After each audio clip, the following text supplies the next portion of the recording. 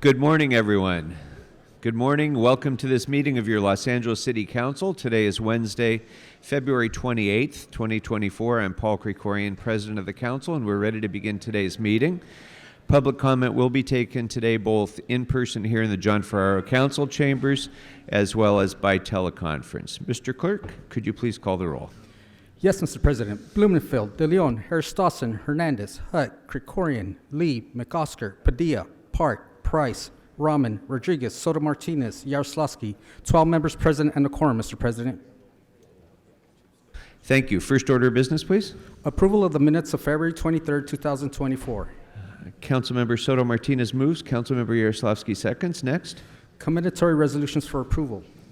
Councilmember Padilla moves. Councilmember Rodriguez seconds.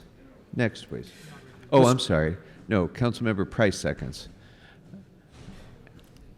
Next, can we run through the agenda, please?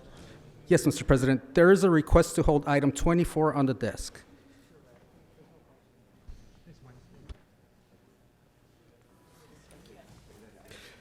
Mr. President, there is a request to hold item 24 on the desk.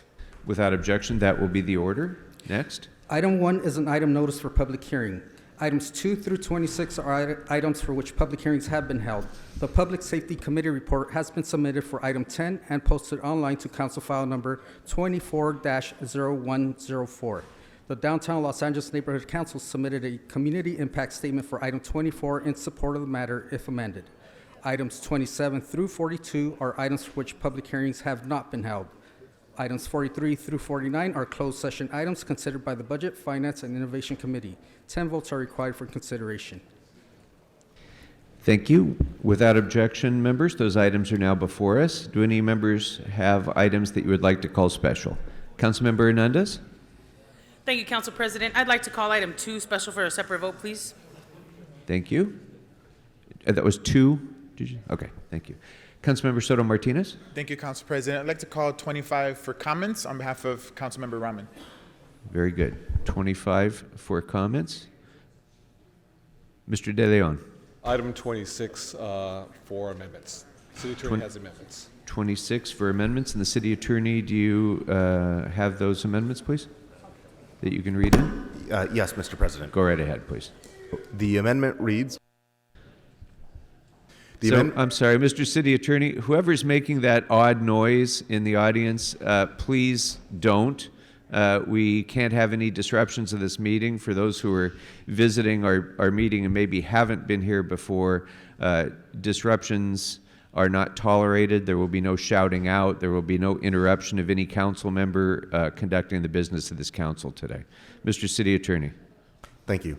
The motion reads, or the amendment reads, I move that the matter of the statutory exemption and Housing and Homeless Committee report, item number 26 on today's council agenda, be amended to include an additional 7,900 square foot space in the lease for an additional parking on site, while ensuring that the Bureau of Sanitation can access the air treatment facility at the site when needed, and to instruct the Department of General Services and the Bureau of Sanitation to include this additional square footage in their agreements relative to offsetting sewer construction and maintenance fund costs. Very good. Thank you. Is there a second to this motion? Mr. Blumenfield, did you second? Yes. Okay, thank you. All right. Any other specials, members? Any specials on my left? Specials on my right? Okay. Mr. Clerk, what's available now for us to vote on? Mr. President, the council may now vote on items 3 through 23. All right. Those items are now before us. I see no members wishing to be heard. Let's open the roll, close the roll, and tabulate the votes. 13 ayes. And for the record, Mr. President, the ordinance for item 5 will be held over to Tuesday, April 2nd, 2024 for second consideration. There is a request to send item 3 forthwith. Very good. Thank you. Councilmember Hernandez. Yes, Council President. Thank you. I'd like to request that item 9 go forthwith, please. Without objection, that will be the order. Councilmember Rodriguez. Item 10, please, forthwith. Item 10, forthwith. Without objection, that will be the order. All right. That will take us next to our closed session items, and I'd like to turn to the Chair of the Budget, Finance, and Innovation Committee, Councilmember Blumenfield. Do you have recommendations regarding the closed session matters? Yeah, well, certainly regarding 43 through 48 are all matters that we heard. Actually, we heard 49 as well. So the closed session items we heard in Budget Finance, we just didn't hear the special. And that, I think we can do those in open session without a problem. Very good. Can we take up those closed session items now, Mr. Clerk? Yes, sir. And for the record, for item 43, in the case entitled Jose Bernardo Becerra Sotres et al. Versus City of Los Angeles et al., there is a recommendation to expend up to $80,500 in settlement. For item 44, in the case entitled Maria Torres et al. Versus Jaime Cruz et al., there is a recommendation to expend up to $242,500 in settlement. For item 45, in the case entitled Charlotte Clayton et al. Versus City of Los Angeles et al., there is a recommendation to expend up to $200,000 in settlement. For item 46, in the case entitled Ruth Freed versus City of Los Angeles et al., there is a recommendation to expend up to $125,000 in settlement. For item 47, in the case entitled Susan Roth versus City of Los Angeles et al., there is a recommendation to expend up to $400,000 in settlement. And for item 48, in the case entitled Jeremy Sims versus City of Los Angeles et al., there is a recommendation to expend up to $125,000 in settlement. All right, those items are now before us. Do any members wish to be heard on any of those items or have them considered in closed session? I see no requests to do so, so on those matters collectively, let's open the roll, close the roll, and tabulate the votes. 13 ayes.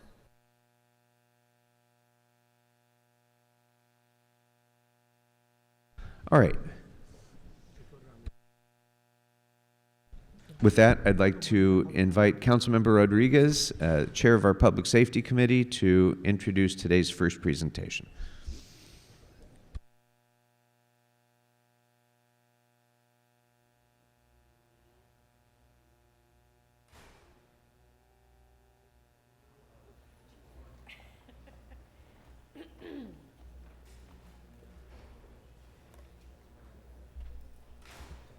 Councilmember Rodriguez, good morning. Thank you. I'm waiting for our honoree to join us.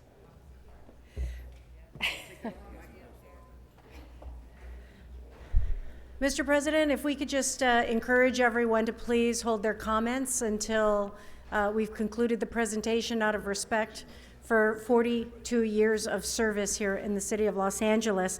But colleagues, this morning we are here for a bittersweet moment. We are here celebrating the incredible career of someone who has served this city honorably and leaves us as the 57th chief of the Los Angeles Police Department, Chief Michael Moore.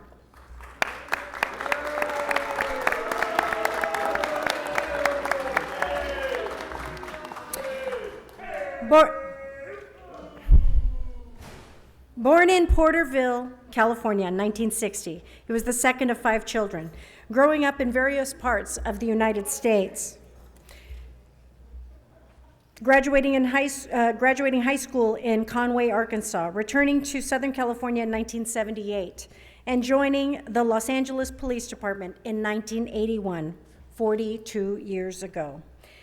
In 1993, he earned a Bachelor's of Science degree in Business Management, and in 99 completed a Master's of Business Administration. And these are important things to recognize, because it's one thing to become a member of law enforcement and to go through the training and the understanding all of the procedural and rules with being a member of law enforcement. But it was his continued effort to refine his skills, to become a better leader, to improve upon his skill set in education, that he continued to further and advance and take the professional steps to educate himself, to bring those skill sets to the Los Angeles Police Department.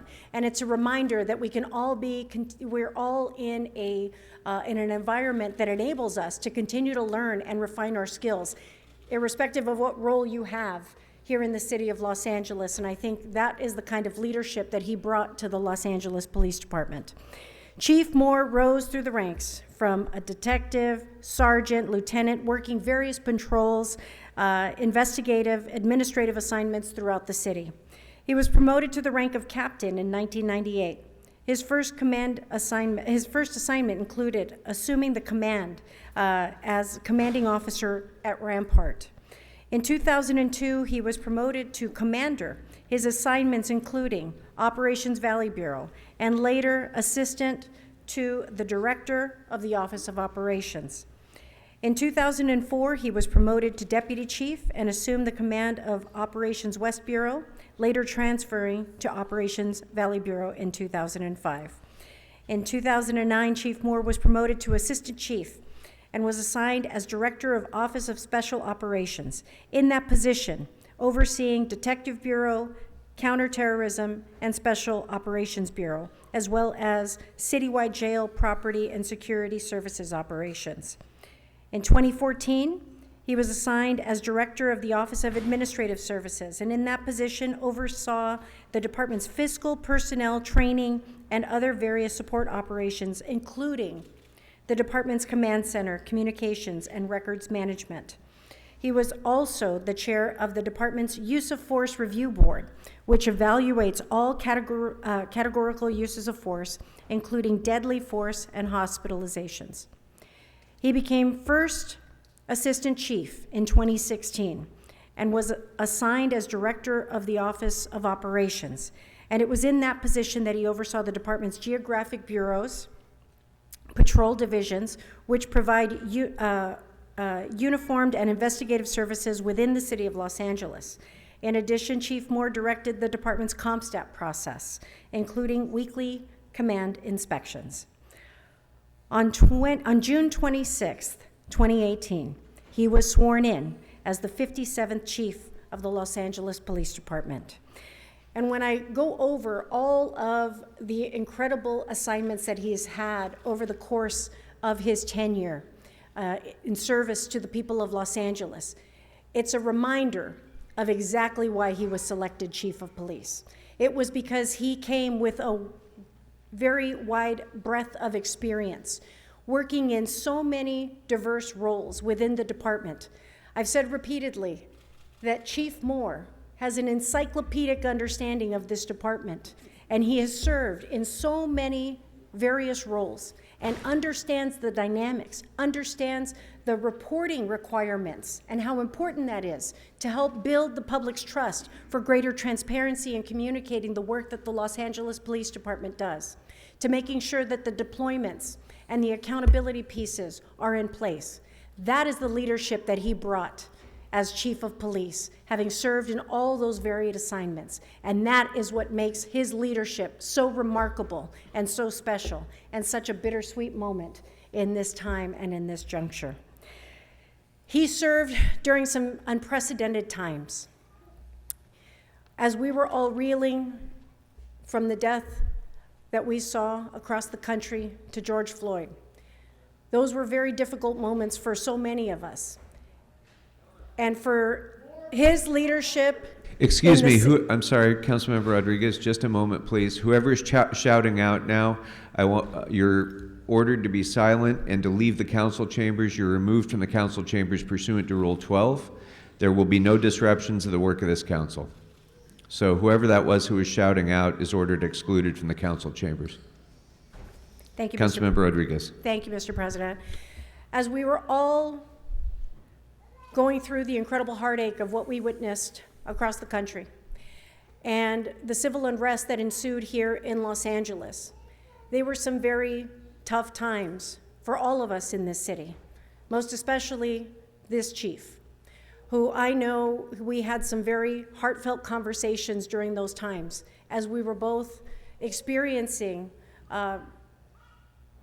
such a quick erosion after all of the years of effort that was subsequently deployed by the Los Angeles Police Department, from reforms post-Rodney King to all of the community engagement that this department was a part of.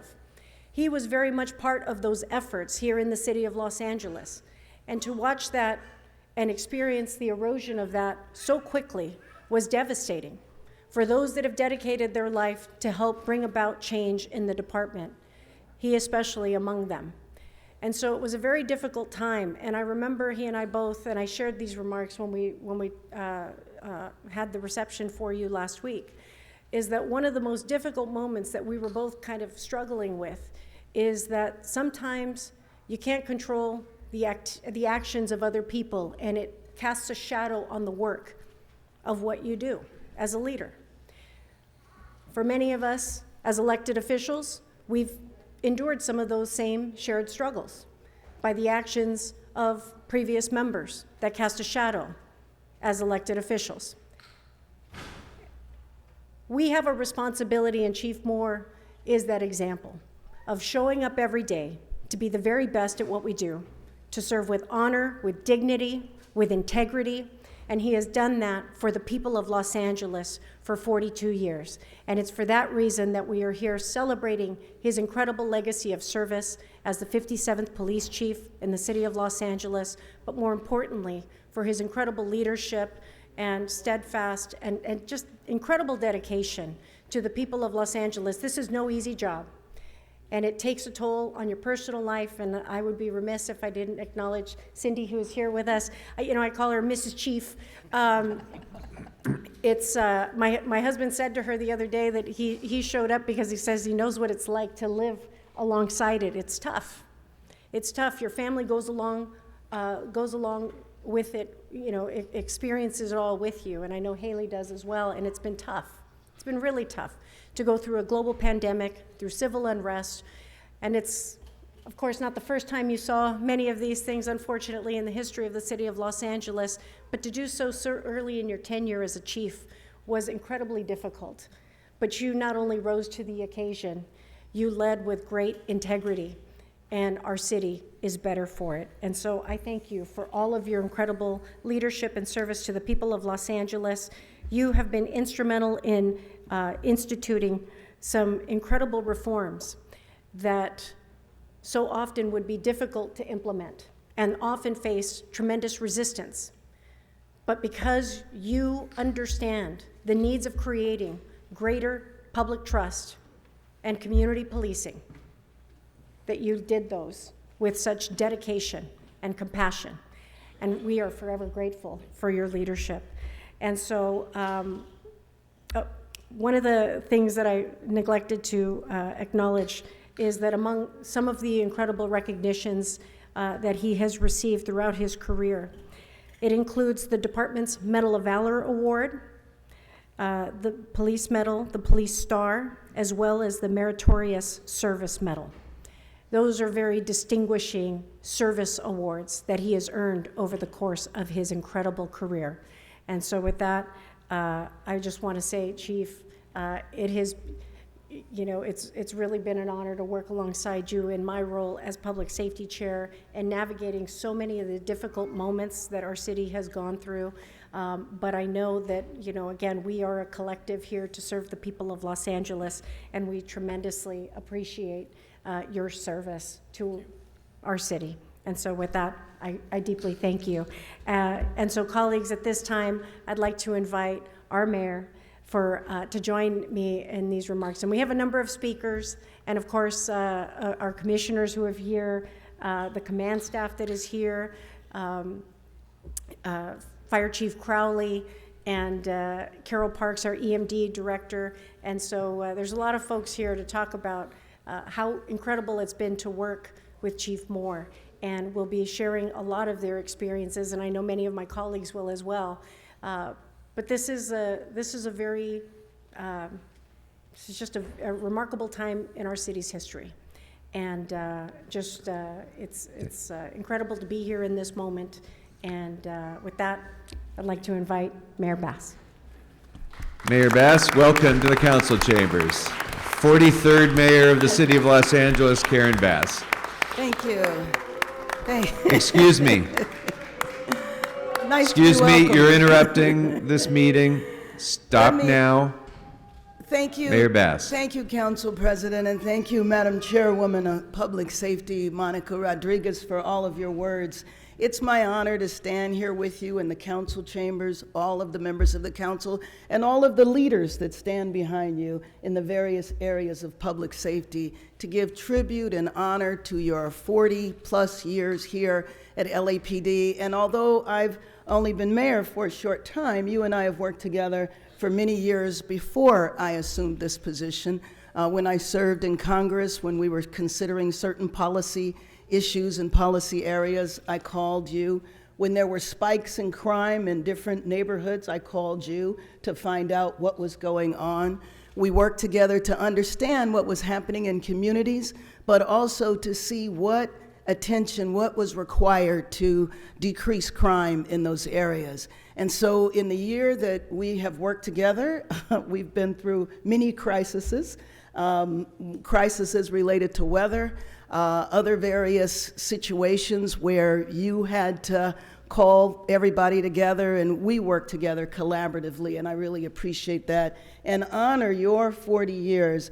As the councilwoman described, the medals and the awards that you have received demonstrating your leadership as you worked your way through the ranks and also took over in really challenging times. I know you took over the Rampart Division right after that controversy, but I can't even imagine what it was like here in the city. I was on the other side of the country, but how you had to bring everybody together to address something that had never been experienced, the pandemic, and how you had to lead around public safety, and at the same time, you had to go through the experience of losing many of your officers. You're grieving and leading and making sure that we stay safe in the city at the same time. So I've enjoyed this year of working with you closely.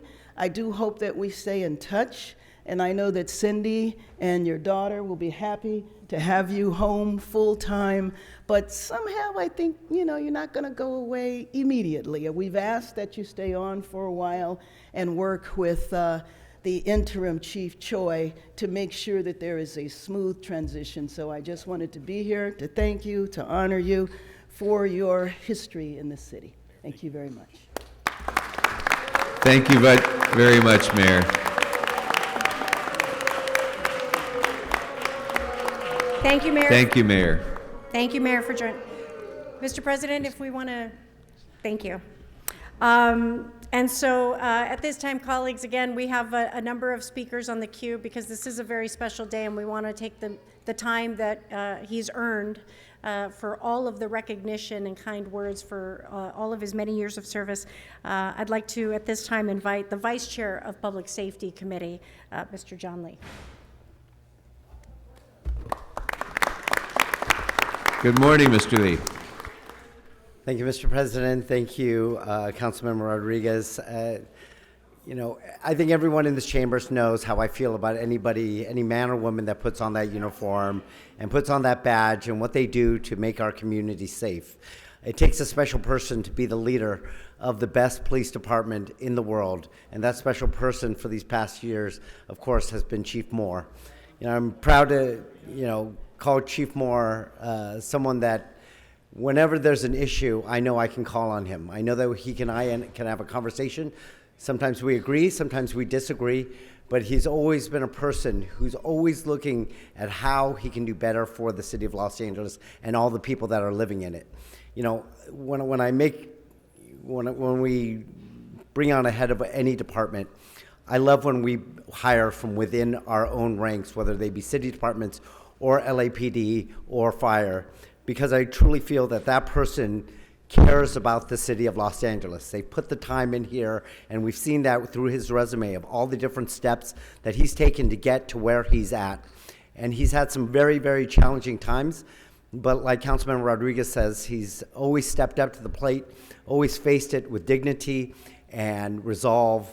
And I really can't thank him enough, because these first 4 years of my time in office, I know that I've been able to count on him to be able to support the communities that I represent, and especially because he is not only is he my chief, not only is he someone that I know that I can call on as someone to advise me on public safety, but he's a constituent of Council District 12. But most importantly, Chief Moore and Cindy, they are some people that I actually can call my friends. And I appreciate that friendship, and I just want to say, Chief, thank you so much for your dedication, not only to the LAPD, but to the city of Los Angeles. Cindy, thank you also so much for your friendship over the years. This is not a moment that we're happy about, but it's well deserved because you've earned it. You've earned it, and I just want to say thank you, really, from the bottom of my heart, Chief, for all the years of your service. So thank you very much. Thank you, Councilmember Lee. And so, colleagues, at this time. Thank you. Next. Thank you. Councilmember Rodriguez. I'd like to introduce at this time Councilmember Tracy Park. Thank you, Council President and Councilwoman Rodriguez for Councilmember Park, you have the floor. Thank you for the opportunity to offer this very special recognition. Chief Moore, I don't think that we can thank you enough for your 42 years of service with the department, including the last 6 as our chief. Your tenure has seen some very big challenges, and I know that we are in a better place as a city because you were at the reins throughout those tumultuous times. The leadership that you brought during the pandemic, with all of the uncertainty and the ever-changing landscape of regulations, especially as they pertained to our first responders, won't be forgotten. When I and many others were at home to flatten the curve during the pandemic, you were actually out leading our officers and ensuring that they had the tools and resources that they needed to stay safe while protecting and serving our entire city. Unfortunately, your tenure also required you to do more with less.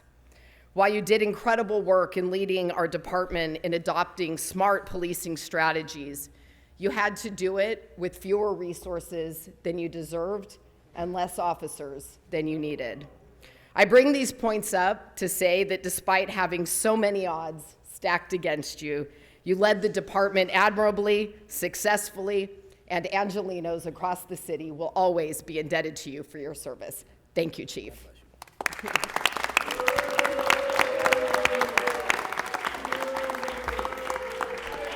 Thank you. Councilmember Rodriguez, you have the floor. Thank you, Ms. Park. And at this time, I'd like to invite our incredible fire chief, Chief Crowley. Chief Crowley, welcome.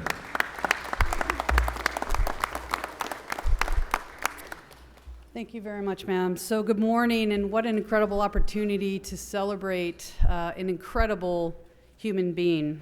And today I stand before you not just as a fire chief, but as a fellow public servant to honor an extraordinary individual, Police Chief Michael Moore, as he prepares to conclude his over 40 years of dedication to our great city and to the Los Angeles Police Department. Now, Chief Moore and his tenure has been nothing short of remarkable. His unwavering commitment to public safety, his innovative leadership, and his genuine care for the community and his officers under his command have set a very, very high bar for the rest of us in public safety. Now, as the fire chief, I have had the distinct honor and privilege to work alongside Chief Moore, witnessing firsthand his dedication to the collaboration between our departments. His efforts have significantly enhanced our coordinated response to emergencies, ensuring the safety and well-being of the people that we swore that we would serve. Now, Chief Moore has been an outstanding public safety partner whose vision for a safer Los Angeles has inspired countless initiatives to have directly impacted our city in a positive way. Now, Chief Moore, to you and your family, your legacy is one of leadership, service, and a profound, profound impact that you have left on our department and our city. It has been an absolute honor to serve alongside of you. Your dedication to our city's safety has made Los Angeles a better place for all of its residents. As you close this chapter in your distinguished career, know that your contributions will be remembered and felt for generations to come. On behalf of the entire Los Angeles City Fire Department and the communities that we serve together, I extend our deepest gratitude for your 40-plus years of service, your partnership, and your friendship. May your next chapter bring you and your family much joy and fulfillment as you have brought to the city of Los Angeles. Thank you, Chief Moore. Thank you to your family. Your sacrifice, we all know how much sacrifice it takes to be in these seats, and your family has been there with you every moment. So thank you to the family and your sacrifice as well. You will be missed. God bless you, and stay safe. Thank you, Chief.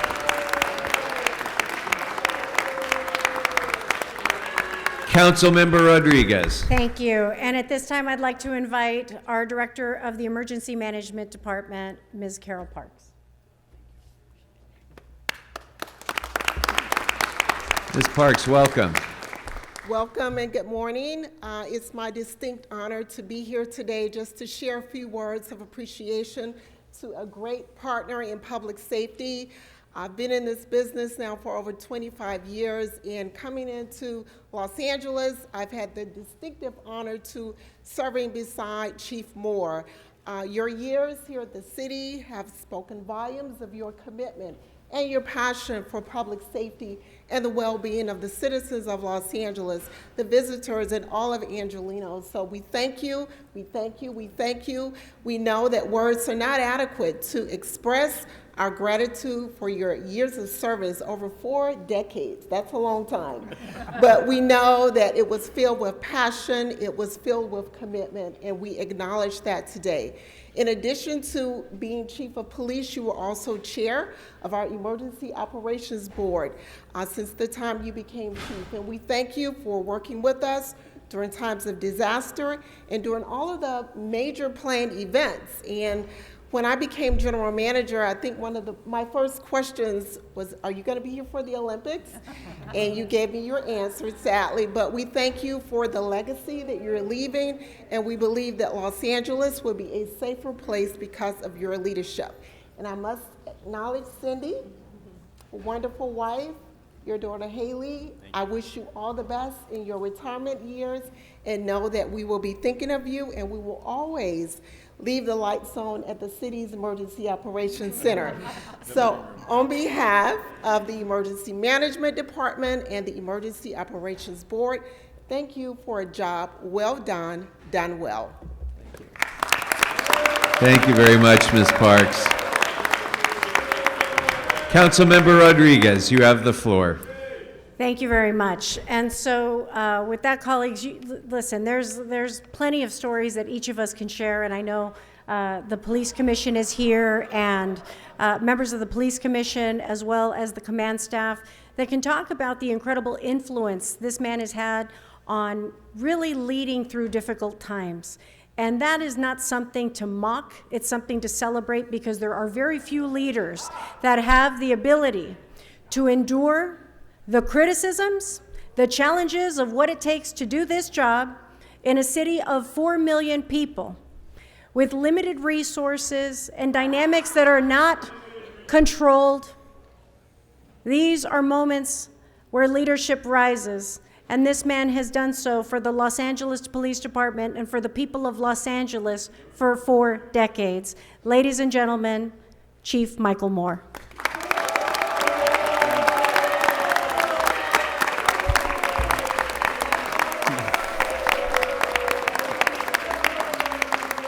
Councilman Rodriguez. Councilman Rodriguez, thank you. One moment. Chief Moore has the floor. There will be no disruptions, or you'll be removed from this council chambers pursuant to Rule 12. Chief Moore, whoever is shouting out is ordered removed from the council chambers right now. There will be no disruption of this meeting. Chief Moore, you have the floor. Council President, thank you very much. Councilman Rodriguez, thank you for your kind introduction, your leadership on as the Chair of Public Safety, our work together in the northeast part of the San Fernando Valley. Councilman Lee as well, as a Vice Chair, but as my elected council member, you've done well, and you've done very well. I appreciate the public safety in the Porter Ranch area, and I see your impact on that, both as a police professional but also as a resident. Councilwoman Park, I cannot thank you enough for what you have done in the Venice community and your district, the establishment of order and safety, and done in a manner that was thoughtful, that was responsible. These are leaders here that I know are reflective of every member on this council. Men and women that are drawn to an era of public service to serve the residents of 4 million. I'm going to ask for your indulgence for a few moments, if you would, for some prepared remarks. It has been a distinct honor and privilege to have served for more than 4 decades. Please remove Mr. Reedy from the chambers right now. Mr. Reedy, you're ordered excluded from this meeting. Pursuant to Rule 12, leave and leave silently and leave right now. You are ordered excluded from this meeting, Mr. Reedy. Have a good day. Goodbye, Mr. Reedy. Have a good day. One moment, please, Chief.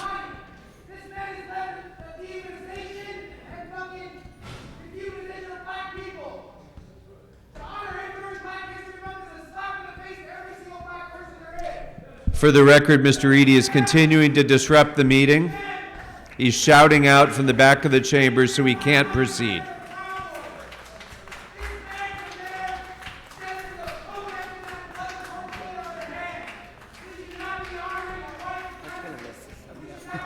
Mr. Reedy continues to shout from the back of the chambers, and we can't proceed. As I was... There you go. All right. Mr. Reedy has been removed from the chambers. Chief. Thank you. As I said, it's been my distinct honor and privilege to serve for more than 4 decades. And certainly this 5+ years as chief of police on what I feel is the finest police department in the world. Nearly 6 years ago, I sat here in front of this body with my wife, Cindy, as we sought the confirmation of this council with my appointment as the 57th chief of police of the Los Angeles Police Department. Over the course of that confirmation, I committed to working with you and each of you collaboratively to pursue a common goal of public safety, to lead with purpose, compassion, and with partnerships. And over the months and years that have followed, I've sought to lead a department committed to building upon the success of my predecessors, both Chief Charlie Beck and Bill Bratton, bolstering public trust, lowering crime, modernizing our technology, addressing the most pressing concerns of our people, which is fairness in our disciplinary system and promotions. Now with that, no one could have imagined what our city and what this department would face over the years that would follow. An unprecedented combination of challenges and crises is unmatched in our lifetime. I'm proud of our collective work and the service of our people over this arduous time. While in years ahead, there'll be those that will critique and criticize, and some maybe even these council chambers. They'll be criticized perhaps of some of this body's actions, as well as my own. I know in my heart, to my very core, that the actions taken by all of us in public service are what we believe is best at the time and the place, in uncertainty and in times of chaos. More importantly, far away from what we as leaders are faced and confronted with and what we wrestle with day to day, our people, then and now, rise to each occasion, and they demonstrate professionalism, grace, and grit.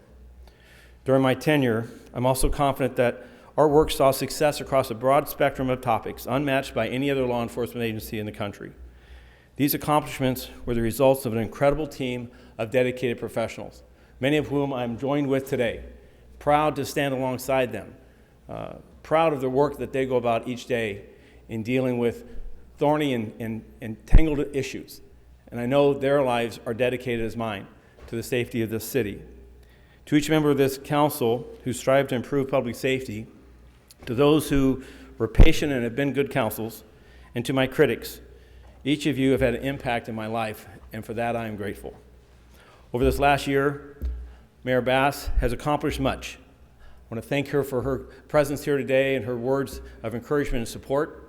Her leadership in this city, as she took the reins including her unprecedented support for this department and its membership, to rebuild our staffing, to provide critical resources needed to make this a safer city, as well as during those efforts seeing a significant reduction in violent crime, particularly in homicides and crimes involving houseless individuals. Our people's work in bolstering public trust has shown back-to-back increases from years earlier, and our strategics are hitting their stride. Our strategic initiatives are hitting their stride. Over the second half of last year, in part due to this body's support of a record contract for our rank and file, recruitment is improving, and we are retaining more of our young officers who previously we've lost to other agencies. For all of this, I stand knowing that I'm a very lucky man to have had the good fortune of being a part of this journey. I've enjoyed the leadership of my partners standing here with me today, including that of Fire Chief Crawley and an unsung hero, our Emergency Management Department General Manager, Carol Parks. The 4 million people of Los Angeles, the residents, are well served by these professionals, along with the likes of Airport Police Chief Cecil Ramble, Police Chief Tom Gazy, DWP General Manager Marty Adams, General Services Tony Royster. I could go on and on for the men and women that make up our city workforce, that whether they're first responders, essential workers, each of them work together for the safety of this city, day to day and in times of chaos and uncertainty, for the common interests of our people, of our communities, the very essence of why a city is formed. After more than 4 decades now, however, it's time for me to shift my focus to the 2 most important people in my life, my wife Cindy and daughter Haley. They have given much over the years in support of me and the demands of this profession. I'm grateful for this lady standing next to me for her unending love, devotion, and support of me and the people of LAPD. In addition to my family and friends, Cindy has been a critical and I'll say secret ingredient to any success I've enjoyed. Over the more than 3 decades of her tireless work, I know she's ready for the 2 of us to begin the next adventure, including moving closer to our daughter and restarting our tradition of Sunday night dinners. I congratulate the Board of Police Commissioners for their thoughtful choice of Dominic Choi as the interim chief of police. As I've said earlier, he's an outstanding leader. He's a team builder, a great communicator, and well-equipped to move this organization forward. I have every confidence this council will find him committed to remaining approachable and working collaboratively. Now the Board of Police Commissioners and Mayor Bass embark on a search to identify the next chief of police for this great department who will lead this department through the World Cup and 2028 Olympics and Paralympics. That process, I know, will involve many voices and considerations, and I have every confidence this council will follow this closely.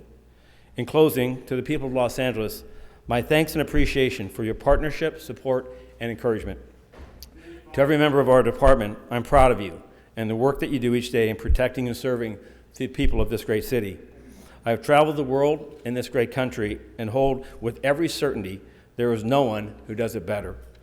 I'm grateful for having the opportunity to tell their story and humbled to have had the privilege to serve as their chief. I'll forever cherish the challenges and successes enjoyed while remembering the 239 men and women of this department and their families who have sacrificed their life in the service of this great city.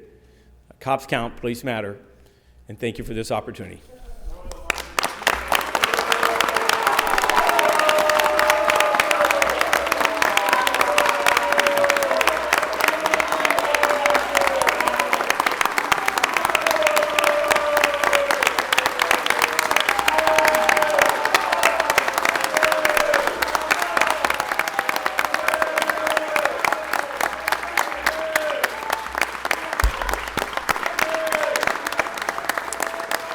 Thank you, Mr. President. Councilmember Rodriguez. I thank you.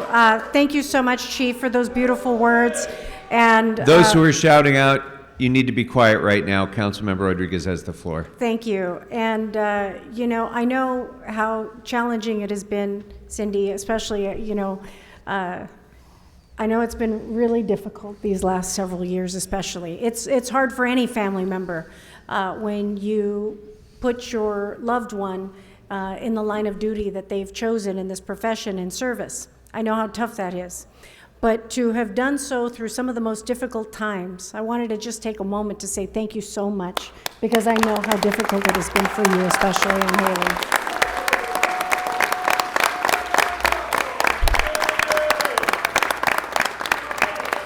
So, Mr. President, I would like to invite if there are any members on the queue at this time.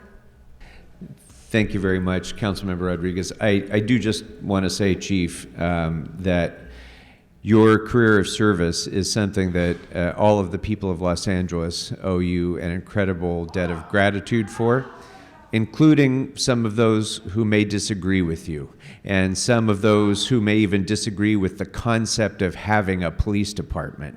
They don't appreciate fully how much their rights are kept safe because of the leadership that you have exercised.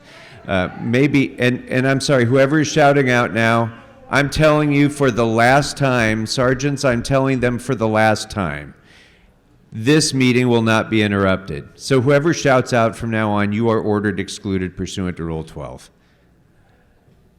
So we are living in a time that has been maybe the most difficult time for policing in recent memory across this country.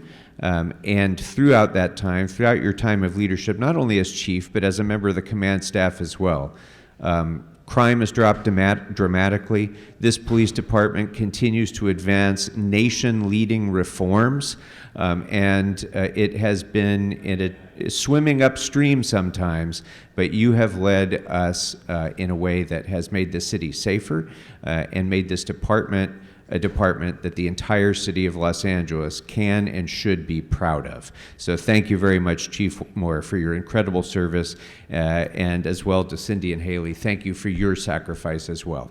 Thank you very much, Chief Moore. With that, Councilmember Blumenfield. Great, thank you. I just wanted to add my voice and just thank you for your many years of service. I first got to know you when you were Deputy Chief of the Valley, when I was in the State Assembly, and it's so important to have a chief who understands the entire city and who understands the Valley, and that's been important, and I've always appreciated that. And I also always appreciate your data-driven approach, that when you're talking about crime and how to prevent crime, you're a numbers guy. You like to get in the weeds and figure out how to make it all work with the data, and that's been part of the secret sauce that you've had. So I just wanted to express my gratitude for the sacrifice that you and your family have made, and to wish you just health and good fortune moving forward. So congratulations and good luck on the future. Thank you. Councilmember Price. Thank you, Mr. President. Chief, this is a bittersweet moment for all of us. You certainly, after 40 years, have established yourself well in our city and our community. We haven't always agreed about some of the decisions you've made, but one area that we certainly had wide agreement on is the Community Safety Partnership Program.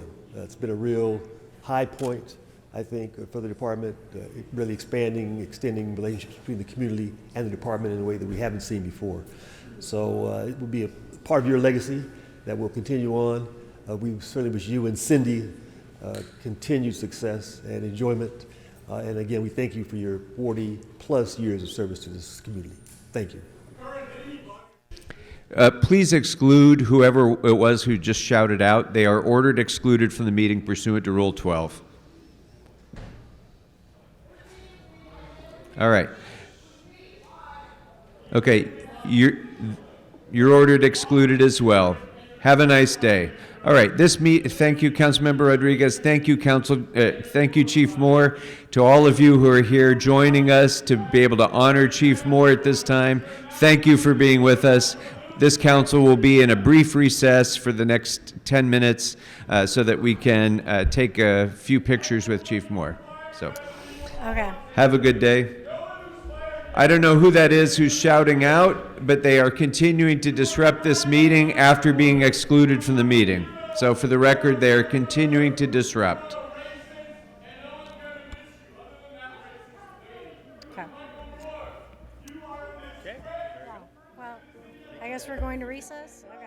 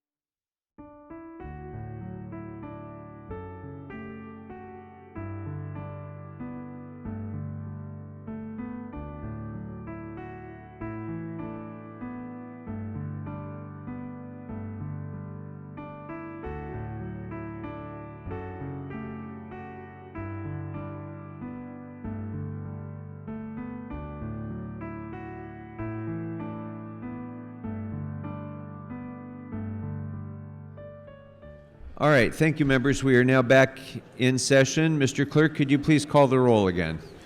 Yes, Mr. President. Blumenfield, De Leon, Harris Dawson, Hernandez, Hutt, Krikorian, Lee, McOsker, Padilla, Park, Price, Rahman, Rodriguez, Soto Martinez, Yaroslavsky. Okay, to folks who are having conversations, the meeting is now back in session, so I'd like to call the meeting to order. Please take conversations outside if you're going to have conversations.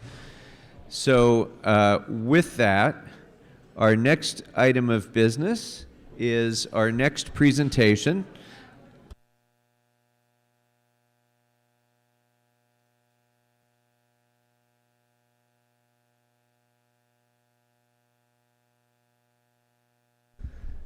So I'd like to call on Councilmember Soto Martinez and Councilmember Hernandez, who will be leading us in our next presentation. Council members, you have the floor.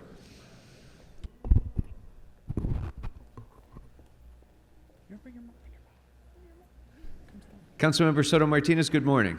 Yes, thank you so much, Council President. So we're gonna always like to bring some joy into this building, and so today we want to bring in a little bit of taste of Hollywood and some entertainment. So again, thank you so much for allowing me to do this, and for Councilmember Hernandez to co-hosting this presentation, and of course to Xochitl Gomez, who's to my right, for joining us here today. Now, when I first came into office, one thing that I wanted to elevate was uplift the artistic community that is very vibrant, not only in many parts of my district, but also in the city of Los Angeles.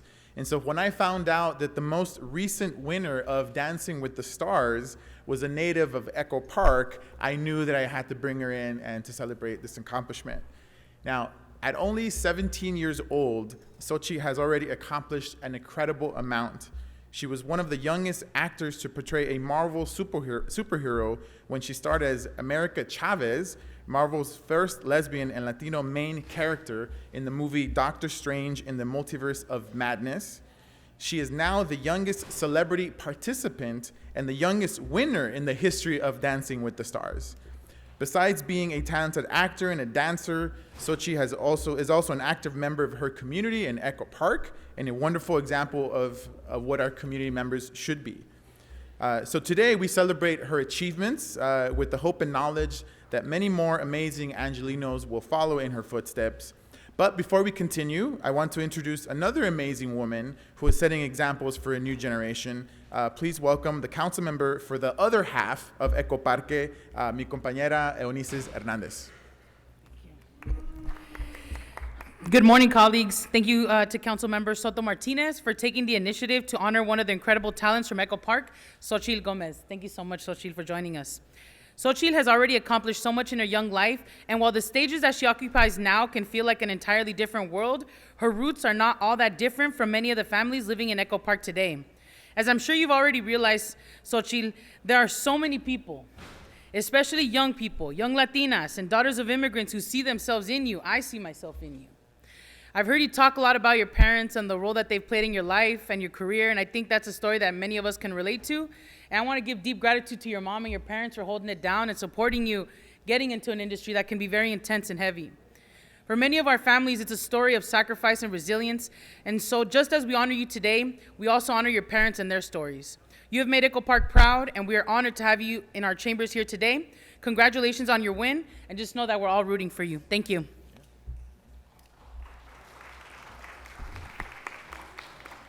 Thank you so much, Councilmember Hernandez. And so without further ado, I'd like to introduce the Echo Park native and the most recent winner of Dancing with the Stars, Xochitl Gomez.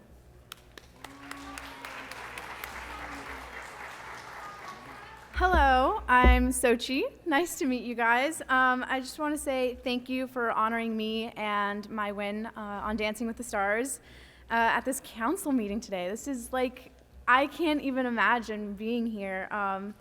You know, as a teenager who was raised in Echo Park, I literally never dreamed that my achievements would land me here, and a big part of that has to do with my community. My teachers and neighbors shaped my life in meaningful ways, and I'm blessed to have these positive influences in my life. It means so much to me that you've invited me here today, and I want to say thank you again for taking the time to recognize me. It means the world to me, so thank you. Okay, we have some members on the queue before you do the certificate. Ms. Rodriguez. Thank you, Mr. Blumenfield. Thank you so much, Hugo and Eunices, for bringing in this remarkable talent. Sochi, I watched your performances. My daughter was obsessed. Oh, yes. You did? Oh, yes. I watched you on Dancing with the Stars.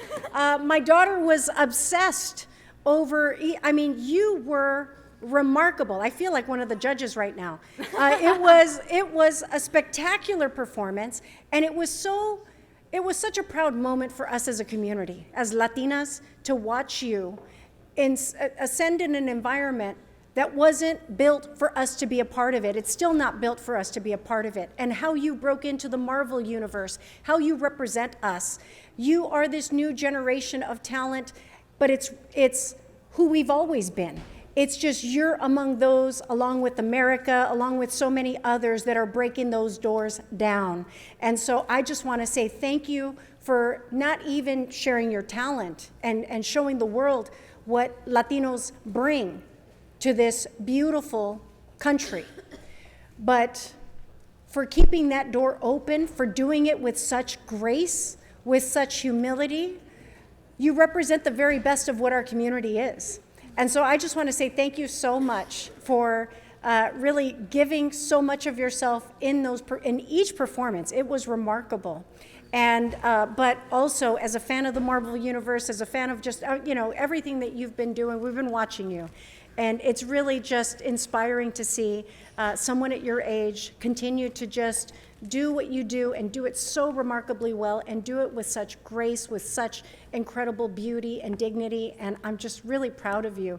And I thank you for being the example for so many other Latinas that are looking up to you, that have aspirations to pursue and follow in your footsteps.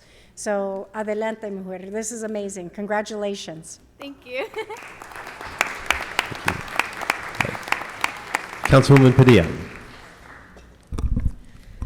Hi, Xochitl. It's a pleasure to see you here. I want to thank my council members for bringing you here and honoring you. I know that I personally take a lot of pride in knowing that an Angelino took the prize with Dancing with the Stars. I also have nieces that are big fans.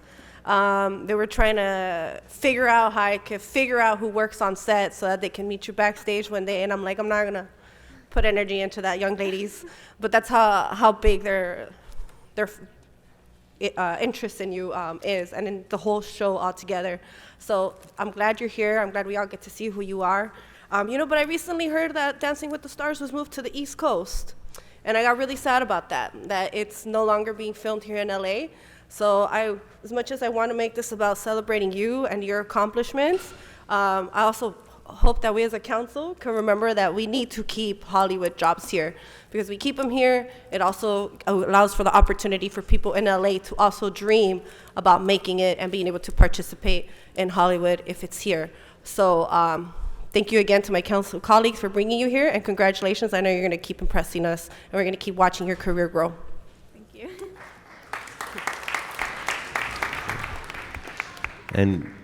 And back to you, Mr. Soto Martinez. Thank you so much. And before we wrap up, I would like to present this recognition on behalf of the City of Los Angeles for all your accomplishments.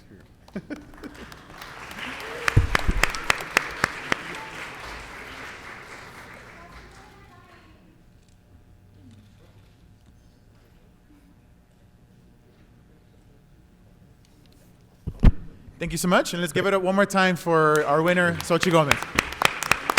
Thank you so much. Congratulations. Okay, we're going to now move to, I believe we have item 2 was requested for a separate vote. If we can open the roll on item 2. Or actually, give it a moment for folks to get back to their desks. Ms. Hernandez asked for a separate vote on this. Oh, it's free. Okay. Then let's open the roll, close the roll, tally the vote. 14 ayes, 1 no. The ordinance is adopted. Okay. Let's move on to item 25, called special by Ms. Rahman for comments. Ms. Rahman, the floor is yours. Great. I just wanted to rise to talk a little bit about this motion Council District 4 is lucky to be home to Griffith Park, the largest municipal park in the country.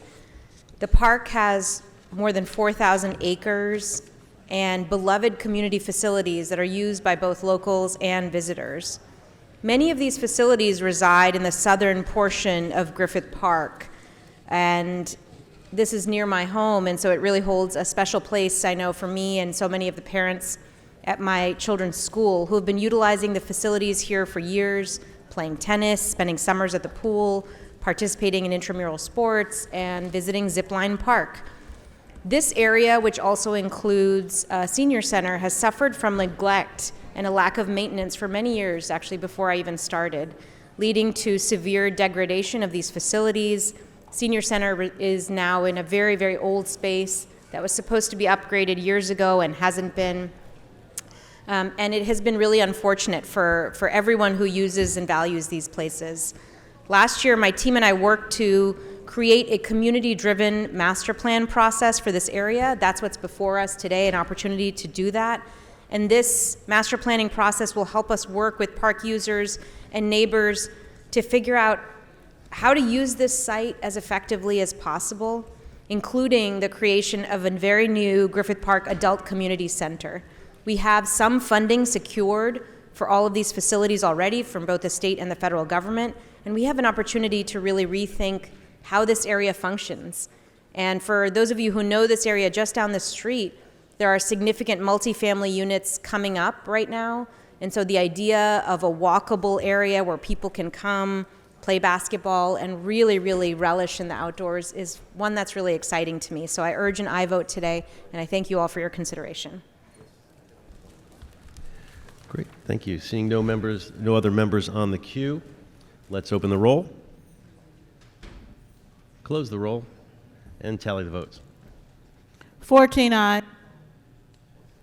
Okay, and I believe we have, we can also, before public comment, we can do item 42, is that right? Let's move to adopt A for item 42. Mr. President, if I may, this item should be voted on after public comment. Okay. I had it listed differently, that's great. Then we can, is there anything else before us before we move to public comment?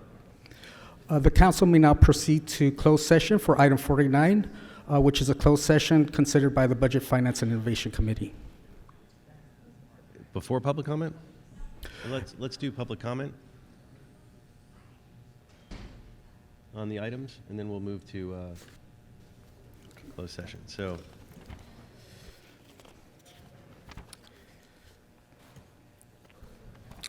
Okay, as indicated on the agenda, members of the public wishing to offer public comment should call 669-254-5252 and use meeting ID number 160-535-8466 and then press pound. Then press pound again when prompted for a participant ID. Once admitted into the meeting, press star 9 to request to speak. When it is your turn to speak, an automated Zoom voice will ask you to press star 6 to unmute. Let me repeat, call 669-254-5252 and use meeting ID number 160-535-8466 and then press pound. Then press pound again when prompted for participant ID. Once admitted into the meeting, press star 9 to request to speak. When it is your turn to speak, an automated Zoom voice will ask you to press star 6 to unmute. Okay, and this is public comment on, specifically on the items. And we'll do general public comment at the end. So let's begin. I'm gonna call up names. I'm gonna call up the following names. If you hear your name called, please come to the front, and no yelling out from the audience, please. Angela Birdsong, Sean Murphy, Richard Serrano, Michelle Hope Walker, Stacy Segarra Bollinger, Audrey Michoui. Before we have public comment, Ms. Rodriguez, yes, you had a comment.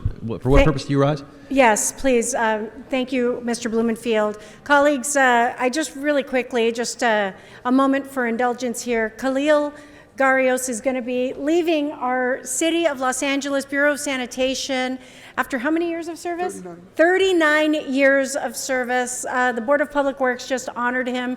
He's an incredible treasure. You know, we have so many, but unfortunately, these are the moments that we're starting to see some of our senior staff take advantage of that well-earned retirement. So I just wanted to take a moment to recognize Khalil and thank you for your service to the people of Los Angeles.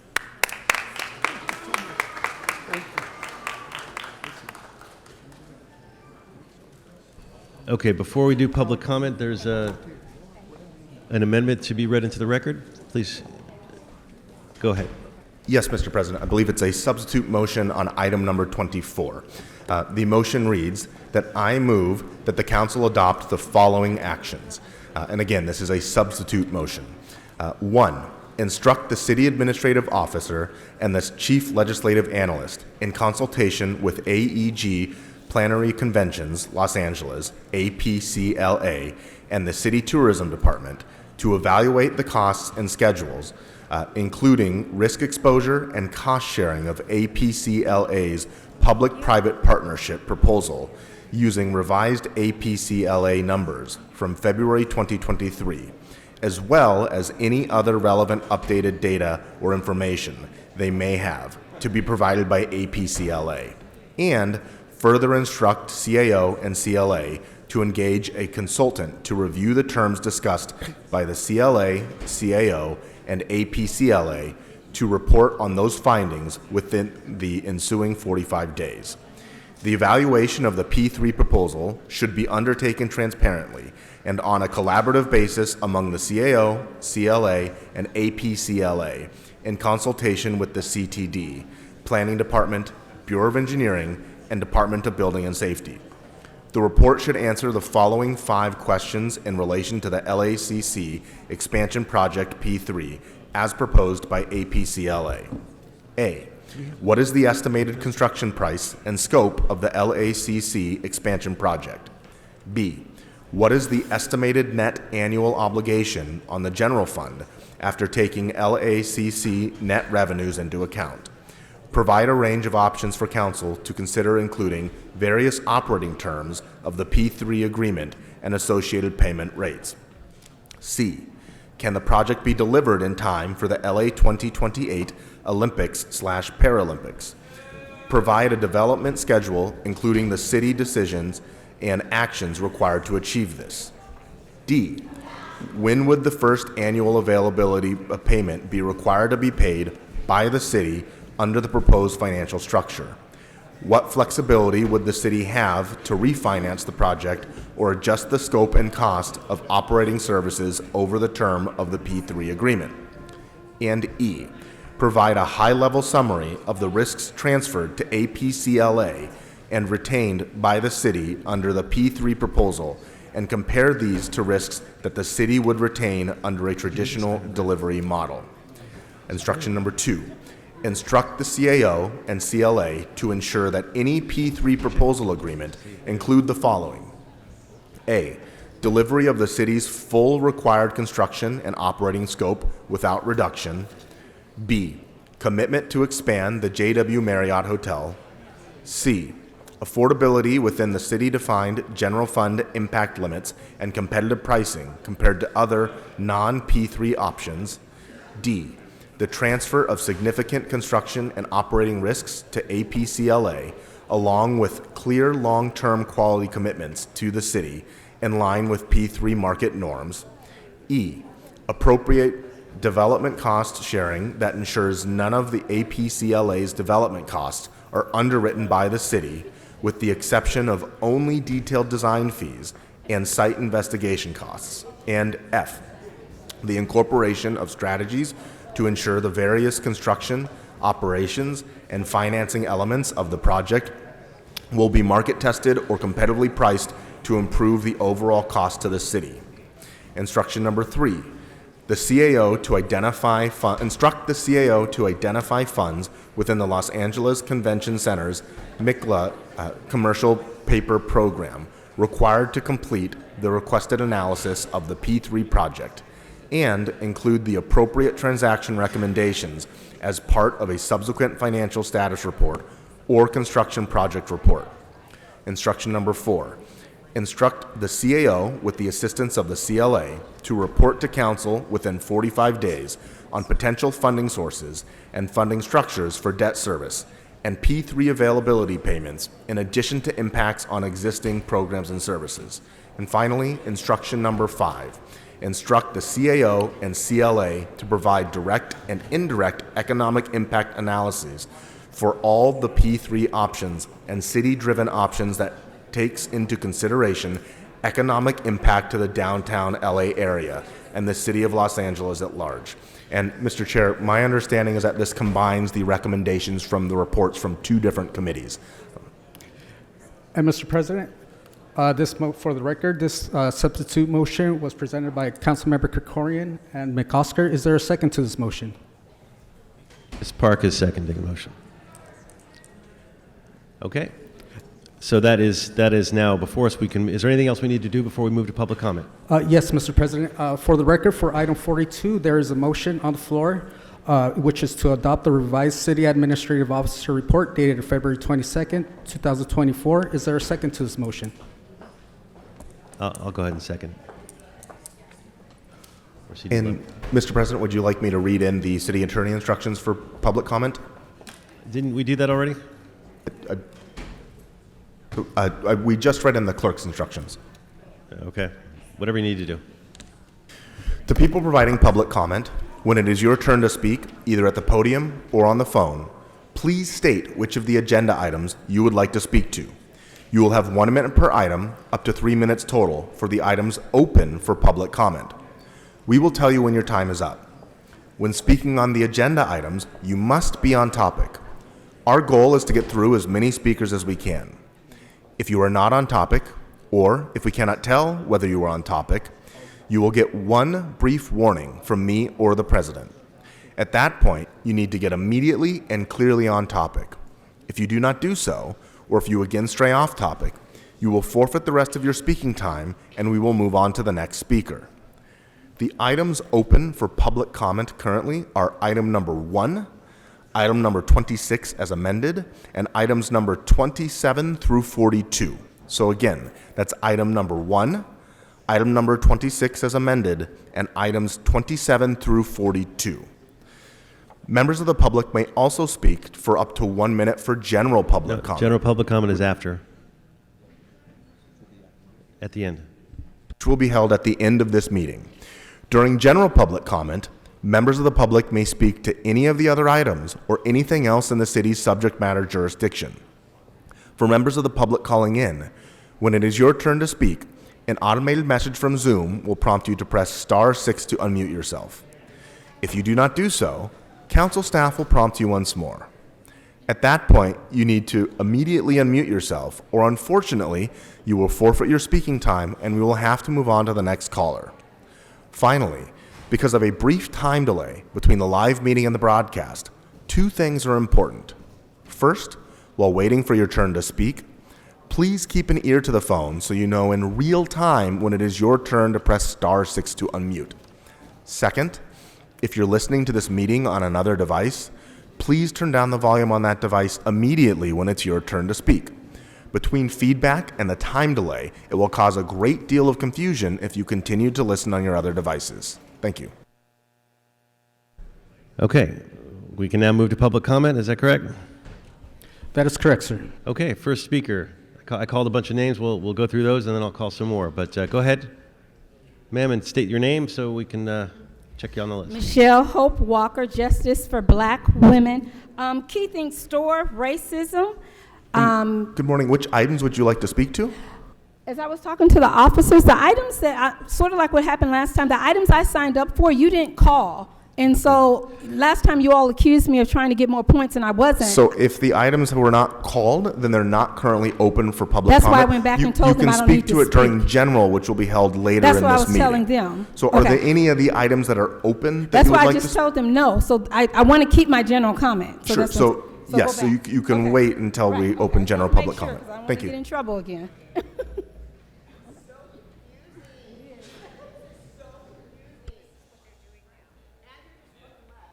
No yelling out from the audience. Good morning. Which of the items would you like to speak to? Remind me again, please, what items are available. Of course. Okay, folks need to come up here knowing what they're speaking to. It's important. We have items. If you wish to speak to the items, we'll remind everyone right now, but We can't have this back and forth. Folks need to, if they're That's coming up to speak indignant, to an Mr. item, you need to speak Blumenfeld. to the I item. don't think you can tell me what I'm allowed to ask for you. everyone You don't get to who- ask questions. We don't have a dialogue. This is public comment. You come up forward and you talk on an item that is before us. That is the process that we're under. No back and forth. Please don't do back and forth. Go ahead. Tell her the items that are Yes. open. So for everyone, please listen because these are the items that are open for public comment. The items that are open for public comment are item number 1, item number 26 as amended, and 27 through 42. So which of the items would you like to speak to? All items. You have 3 minutes for the items. Please begin. Great. Item number 1 comes from Park and Blumenfeld. I don't think we should entertain this because Mr. Blumenfeld is clearly indignant, which I consider to be derelict in his duties. So we shouldn't be considering his motions, especially this one for whatever it is, educational facilities. Maybe someone else's name should be on it because that's just shameful. Let me go to item 38. I'm going to read this one, just for anyone who's listening. Consideration of motion, Hutt Krikorian Park, relative to protecting the intellectual property of political campaigns.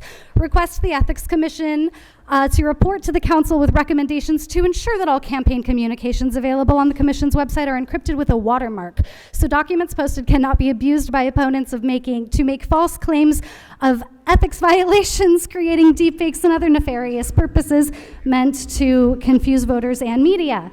This is very interesting. I think Heather Hutt did some illegal mass mailings, and that's why we're seeing this on the agenda today. So the public should look into that. Thank you. I was really confused as to why my time had zeroed out there. Y'all are really not on your shit today. I'd appreciate it if you'd be better at your jobs. So yeah, like I was saying, Heather Hutt did an illegal mass mailing, and now we have this motion, and I'm pretty sure those two things have everything to do with each other, but I think what is funny is we wouldn't need any of these motions if some council members, like Councilmember Rahman, had actually lived up to their promises of removing corrupt campaign financing laws and just making campaigns publicly funded and even the playing field. But it's obvious why she didn't do that, because she's getting a lot of private expenditures in support of her, mostly from celebrities and developers. Eat your heart out, Scarlett Johansson. Let's look at 35. We got Blumenfeld, Rahman, and Rodriguez relative to utilizing Homeless Housing Assistance and Prevention Program Round 3 funds for the city's response to provide emergency shelter and motel vouchers to persons experiencing homelessness for the winter shelter program. So this motion is for $757,477. Winter's almost over, so the program ends March 31st. It's, obviously these are things we need to do, but when you ask recipients or people who have tried to become recipients of housing through the city's resources, oftentimes they get stuck on hold. The people they speak to don't know how to help them. And even when they do get housed, it's temporary. It's probably a roach-infested motel. There might be sex or drug trafficking happening there. And then certain council members who happen to be campaigning go and tout, we housed this many people. But if you were living in a hotel, do you think that's housing? If you were living in a hotel, would you not be homeless? Shout out Smoke and Scan, I love you. Next speaker, please. And who's ever next can come onto the, what we call the on-deck circle, and so you're ready to, you can come sit down close to the podium so you're ready to go next. Go ahead, ma'am. Good morning. If you could please remind us of the name you signed up under and the items you would like to speak to. Audrey and number 1 and number 38. And since I have to leave, can I also do my 1-minute public comment? So unfortunately, we have to take general public comment together, so you have 2 minutes for the items. Please begin. For number 38, I just want to mention that the whole intent or impact of that would just be to cover up Heather Hutt's, to protect her reputation and cover up corruption in that district.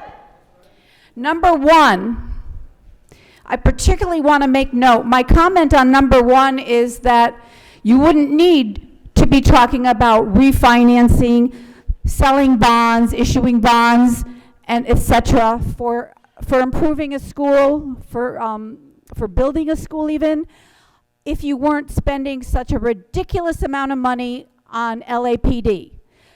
And part of that is because you're spending millions on enforcement of 4118. 4118 kills. Stop enforcing, stop criminalizing poor people, stop lying to poor people about housing options, and stop dehumanizing them, and try to close your eyes and imagine a world where we don't do those things, where we realize that homelessness is part of poverty, address poverty, and solve houselessness that way. Great, thank you. Next speaker, please.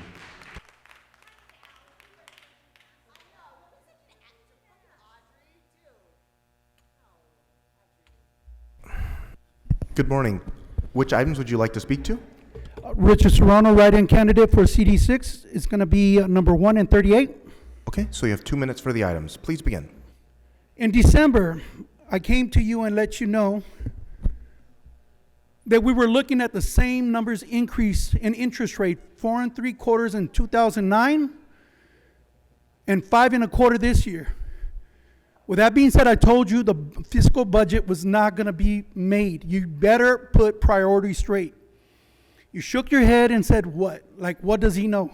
Here we are, selling bonds to get monies. You got $283 million. Put the workers back to work, give them their contracts. Sanitation department, street services. You got a lot of events coming.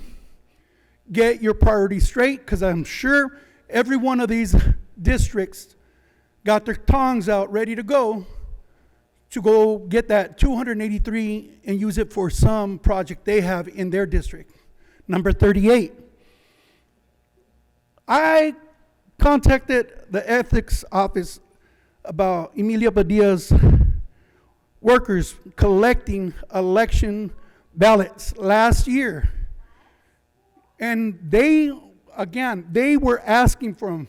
No one said, can you put this in the mailbox? They were soliciting the collection of that. General Inspector's Office said, we're going to look into it. But that's illegal.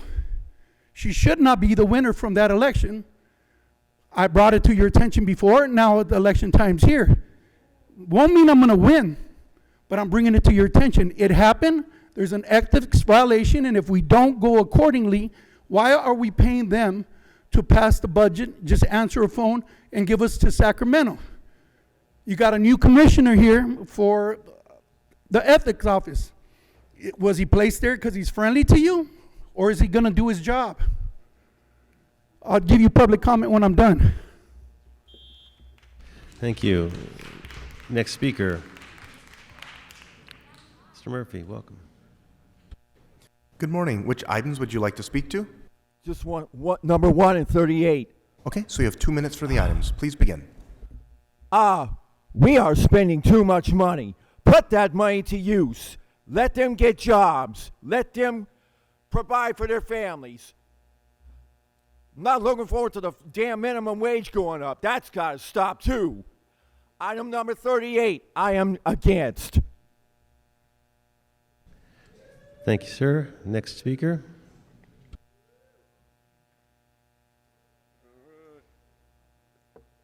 Good morning. Which items would you like to speak to? Yes, Pumpkinhead, all items and general Okay, public so you comment. have 3 minutes for the items. Please begin.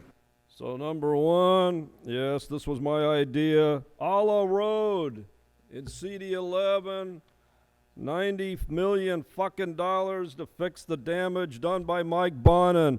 Let's give Tracy Park a hand. This is what you fucking do. I know she's evil, but at least she gets some good shit done. I mean, I know she's evil. If my puppet were here, where the hell is my puppet? Have you seen my puppet, Bob? I'm looking for my puppet. Stick to the items, Mr. Spindler. Okay, so now it's hard to talk on this shit. Let's see. We have some other shit which I'd like to bring. Let's see here. Petition for the North Hollywood property-based business and bids. Fuck bids. We don't want no goddamn bids. Bids are taxes.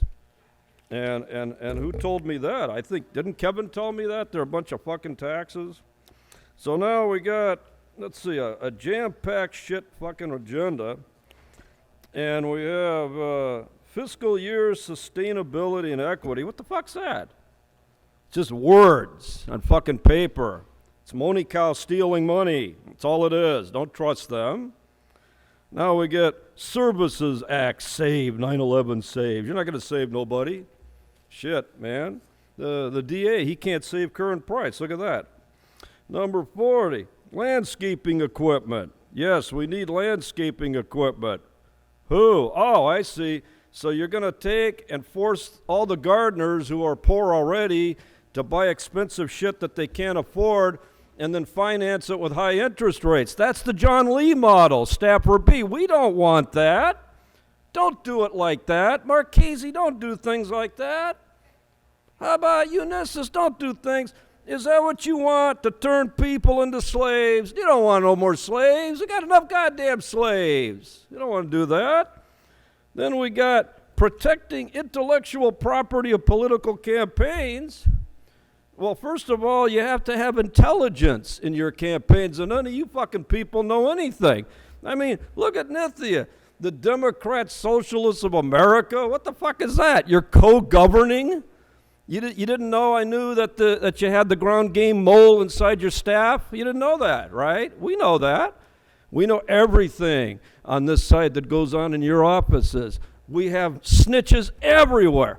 You got snitches upstairs. You got snitches in the garages. We got snitches in the restaurants. We got snitches everywhere. And that's why we're going to have a more transparent government. So remember, we got a chance to get one rat. Ethan Weaver for city council. Noah Nithya Ramen Noodle, you are a traitor. Traitor, fucking traitor. Okay, next speaker.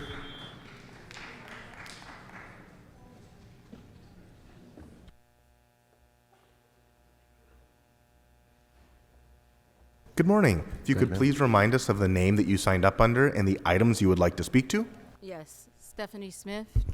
Stephanie Smith, item 41. Okay, so you have 1 minute for item number 41. Okay, I am here today on behalf of 911 operators and dispatchers, asking you all to support my former coworker, turned Congresswoman Norma Torres, in her efforts to reclassify 911 operators as a protected service with 911 Service Act. Handling high-stress situations, making life-saving decisions, monitoring the police, emergencies, our fires, our floods, earthquake, and public safety, telecommunicators are often the difference of life and death situations. The telecommunicators that work all over this city truly are the first responders. Reclassifying is not only common sense, it is simple, but an essential step towards ensuring our first responders are best equipped to protect you, your families, and your constituents. Please support the 911 Saves Act. Finally, I'd just like to invite you all to National Dispatchers Week, April 14th. Your time has expired. And 20th. Thank you. Great. Thank you. I'm going to read some more names so folks can line up. Joanna Mishoe Richardson, Abron Adam Smith, Akil Gopal, Angela Birdsong, Dr. D, Estelaba Rojas, General Doggin, Harriet Elliott, Jay Richardson, Johanna S., Larry Gates, Lawrence, Lisa Marican, Matteo Kidane, Michelle Pitkin, Mr. Pancake, Miracel Sabir, Nella McCosker. If you've heard your name, feel free to line up. You don't have to come in the exact order that I called you, just you can line up. Go ahead, ma'am. Tell us which name you signed up under. Good morning. If you could please remind us of the name you signed up under and the items you would like to speak to. I signed up under Joanna, and I'd like to speak to items 24 and 26. Okay.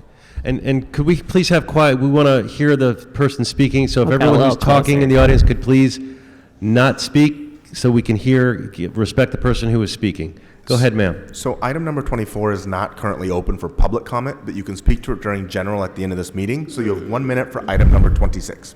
you guys are enriching AEG, and you say you don't like Trump, but that's a Trump supporters company. Okay, well, I'll start with 26 then. So this is about the tiny sheds. We've been waiting 8 years. Voters in Los Angeles supported $1 billion initiative that we were promised 10,000 units of permanent supportive housing. In the meantime, we've seen the same game played with us, where politicians try to convince us that shelter beds, tool sheds, and carceral solutions are viable answers to homelessness. We've also been waiting on a report from City Council, actually from LAPD, LAHSA, and Sanitation, about 4118 and the efficacy, costs, and impacts of such an ordinance. It's 261 days late.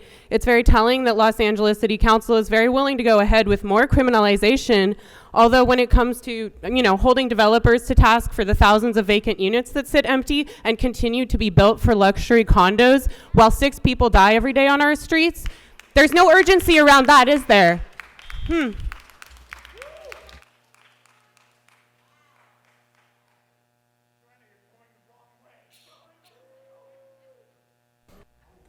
Good morning. Which items would you like to speak to? Good morning. Go ahead, sir. What items would you like to speak on? Item 26 in general public comment. Okay, so you have 1 minute for the item. Please begin. So confusing. My name's Adam. I'm from the LA CAN Human and Civil Rights Committee. And item 26 is about tiny sheds being built in CD14. And I just think it's important that, speaking of the 4118 report back that my comrade Joanna mentioned, one of the details in that motion asks for the average, and I quote, the average duration of individuals being housed in both interim and permanent housing, and the number of people still housed today that were provided housing through LAMC 4118 driven engagement. Knowing that people are so-called offered interim housing through 4118 engagement, how can you bring new stuff without bringing this report back to us that's 261 days overdue today? Where is the fucking report back on 4118? People are dying every day on the streets. 6 people are dying unhoused on the streets of Los Angeles every single day. And it's been 261 days since all of you voted for Speaker, this. your time has expired. Okay, thank you, sir. Again, we're taking comments on items. We're not doing general public comment at the moment, just so folks know. Coalition, aka Lamar Park. Good morning. Which Council items would District you like to 10, speak to? Item 26, general comment. So you have 1 minute for item number 26. See what it says. All right, we talking 4118. Where's the report? Yuroslavsky, where's the report? Kokorian. Where's the report? Feedback. 4118. Where's the report? We need it now. People are dying on the streets. For District 10, we got died before the King holiday on King Boulevard. We got other people dying in the city. And we need housing. What's the number 1 budget is dog catching. What the fuck is that? Number 2 is police lawsuits. Yeah, they kill black people and the rest of the people. Y'all hate us. Number 3, it wasn't housing. This is the lowest in the budget. And the other lowest is the jobs. So we need reparations now for black people, direct payments. Okay, thank you, sir. Give the report, 4118, where's the report back? Okay, folks, we need to stick to the items. Folks, we'll have general public comment at the end, but folks who are coming up now need to be calling on, talking about specific items. So welcome, and let us know which item or items you wish to speak to. Hi, Lisa Marroquin here to speak on item 24. Item number 24 is not currently open for public comment, so you can speak to it during general public comment, which will be held at the end of this meeting. Are there any of the other items that are open? No, that's Okay. it. Thanks. Okay, next speaker to one of the items that's open.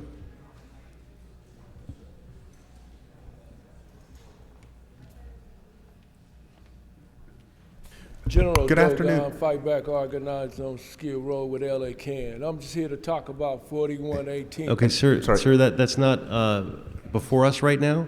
At the end, if you want to come for general public comment to talk about that, you can. But we do not have a 4118 item. Item 26 is not on 4118. Thank you. We'll hear you back when we get to general public comment. Next speaker. And Ms. Cigar Bollinger, no yelling out. Is there anyone here who wishes to speak on the items before us?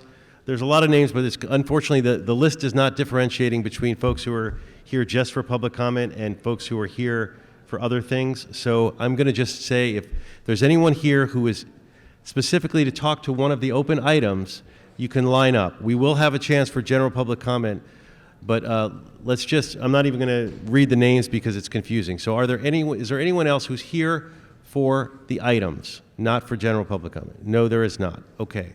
Then we'll go to the phones for for public comment on the items that are open. Ms. Camilla, do not yell out. We'll have to remove you if you do.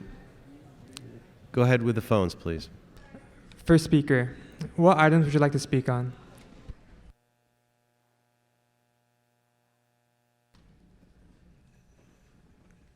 Speaker, you're unmuted. What items would you like to speak on? My name is Jason, and I'm a Smoke Scan viewer. Which items would you like to speak to?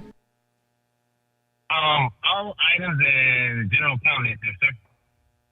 I'm sorry, so this is not an opportunity for general public comment. That will be later in the meeting. So are there any open items that you would like to speak to? Sure, all of them. That thing folks ahead. Sir, is there an item that you wish to speak to? Is there a particular item number? If not, let's move to the next Bob, caller. I was speaking with your boyfriend Neil the other day, and y'all. All right, so this is not on the agenda. So next caller. Speaker, what items would you like to speak on?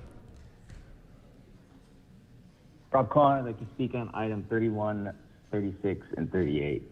Okay. 31 is Bob Blumenfield's concert series. And if you don't stop acting so belligerent, I don't think you should be able to have this concert series, Bob. I wouldn't trust you around kids yelling at people the way you are. I'm sorry that people ruined Chief Moore's party. Maybe you shouldn't have said protesters had George Floyd's blood on their hands and taken a COVID trip to Europe with his Karen-ass wife falsely accusing people of their phone. Before Grote steps in, I'll move on to item 36. It was interesting. Karen Bass was at BLM last night, and somebody asked her about the ceasefire, and she kind of shriveled up and then started just murmuring, and you couldn't really hear what she said, but it sounded like she was saying that's not something for the council or for the mayor. Foreign policy, if you want to hear my thoughts, we'll talk after. But here we want to talk about the invasion of Ukraine, because we do care about foreign policy. Or is that just because Mitch O'Farrell attacked Ugo about this a few years ago? We would never have politics, electoral politics, find its way into a motion, of course. We don't see that with this next item, 38, artificial intelligence, really serious stuff.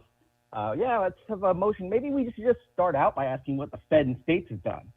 Instead, you saddle an underfunded ethics commission with a report on a useless watermark idea, thinking that a watermark prevents people from photoshopping something. We talk about an unprotected website with ethics, but if we look at the mover of this motion, their campaign website has 412 high-quality photos linked to it. 2 minutes of B-roll footage. You're not worried about watermarking that, are you? Same way that John Lee's coordinating photo shoots with the director of the LAPPL so that he could use those photos for both of their allegedly independent, not coordinated political spending. Maybe ditch this watermark motion and go after that. I don't know if this motion is related to those claims in that article, but if it is, it'd be really disappointing to see electoral politics injected here for the mover, the co-signers, for the council president, and all of you voting on a silly motion instead of doing anything significant to address corruption in City Hall. Performative ass motion. I use my time. Next caller.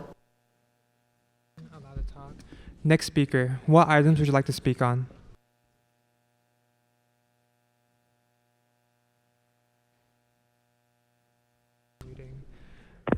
Hello? Yes, we can hear you. Which Can items? you hear me? Yes. Which items would you like to speak to?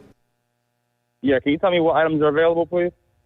This is for everybody. The items that are open currently for public comment are item number 1, item number 26 as amended, and items 27 through 42. So which of the items would you like to speak to? All available items. And my bad, some of us are at work because we got jobs, so we can't, it's You hard have for us to 3 hear minutes for the items. so I Please asked begin. you. Thank you. First of all, fuck these REAP items. I know there's more than one, so I should be allowed to speak for more than 1 minute on it. REAP is retarded. That's the R word I'm going to use for it. And fuck liberal civility politics, because it's used to keep us in line. So fuck REAP. It's retarded.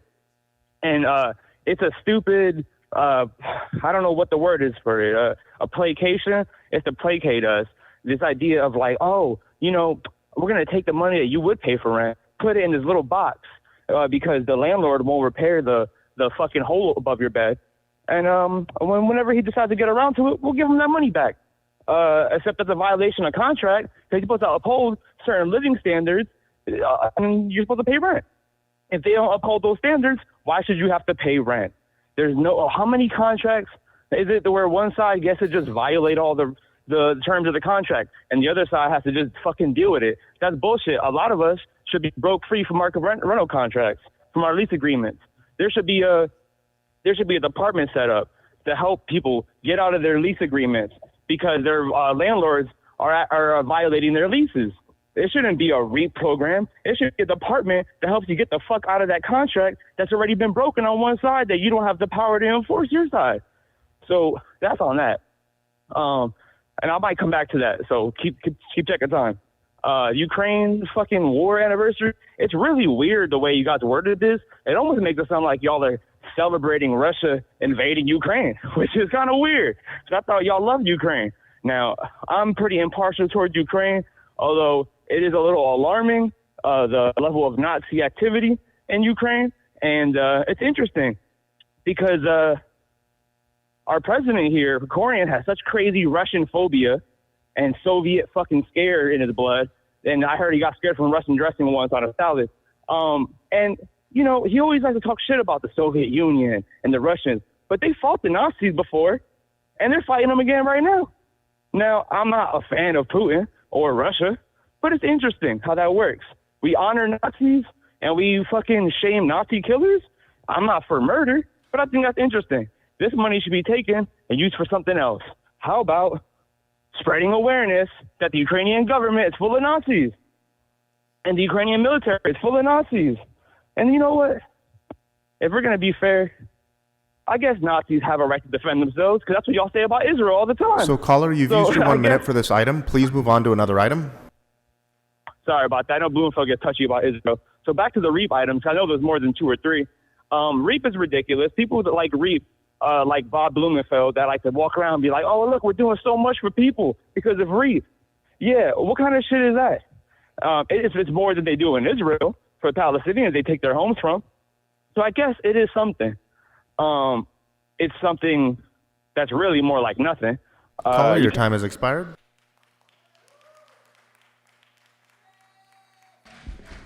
Next speaker, what items would you like to speak on? I'd like to speak to item number 38. Okay, so you have 1 minute. Please begin. Whoops, hold on a second.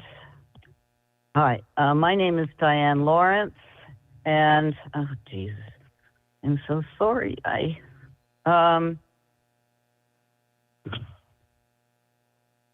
My name is Diane Lawrence, and I am the editor and distributor and writer for the Neighborhood News at LA and LA City Watch LA. Let's see. Oh, here it is. I strongly urge you to table this motion until you've read the files that I've uploaded. It's a report published in those 2 news sources on the suspicious distribution of a Heather Hutt campaign flyer that was coupled with a resource list that has her name and council position at the top. In my conversation with her city council office, they claim that somebody outside of their campaign independently downloaded the campaign image from the ethics website and along with the resource list, independently paid to print them up and distribute them in official vests used by her other distributors in order Caller, your time has expired. Next caller. Next speaker, what items would you like to speak on?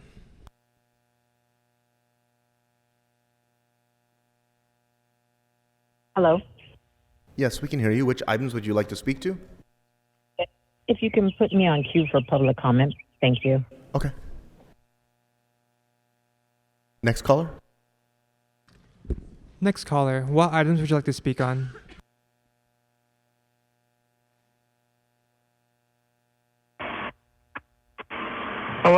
Good morning. Actually, good afternoon. I'd like to speak on item 1, 38, 40, 41, and 36.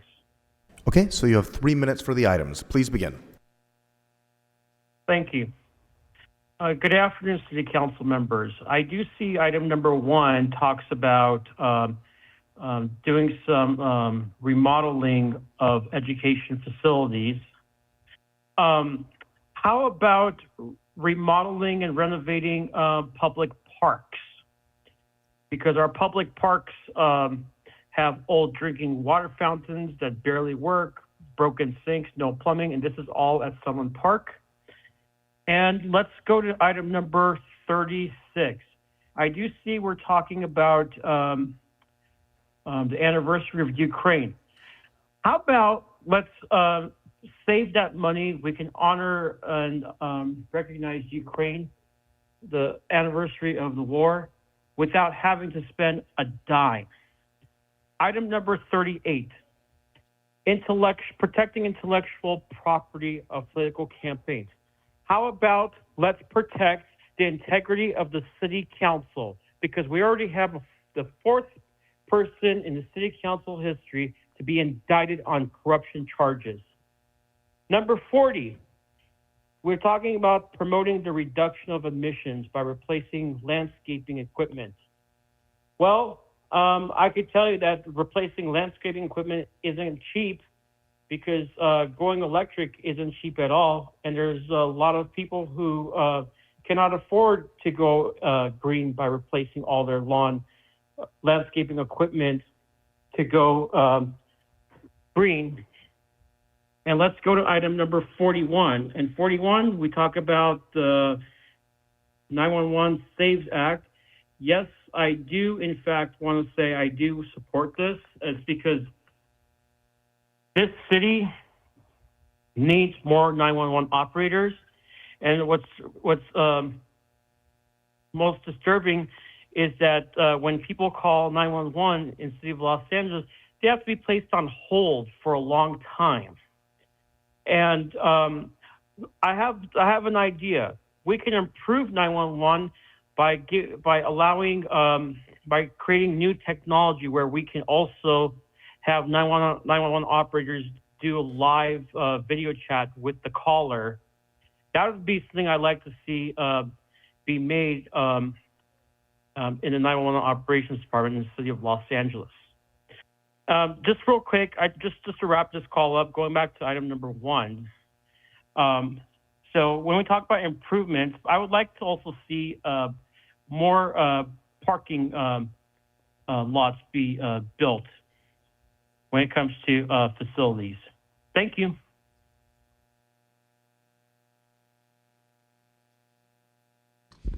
Next speaker, what items would you like to speak on?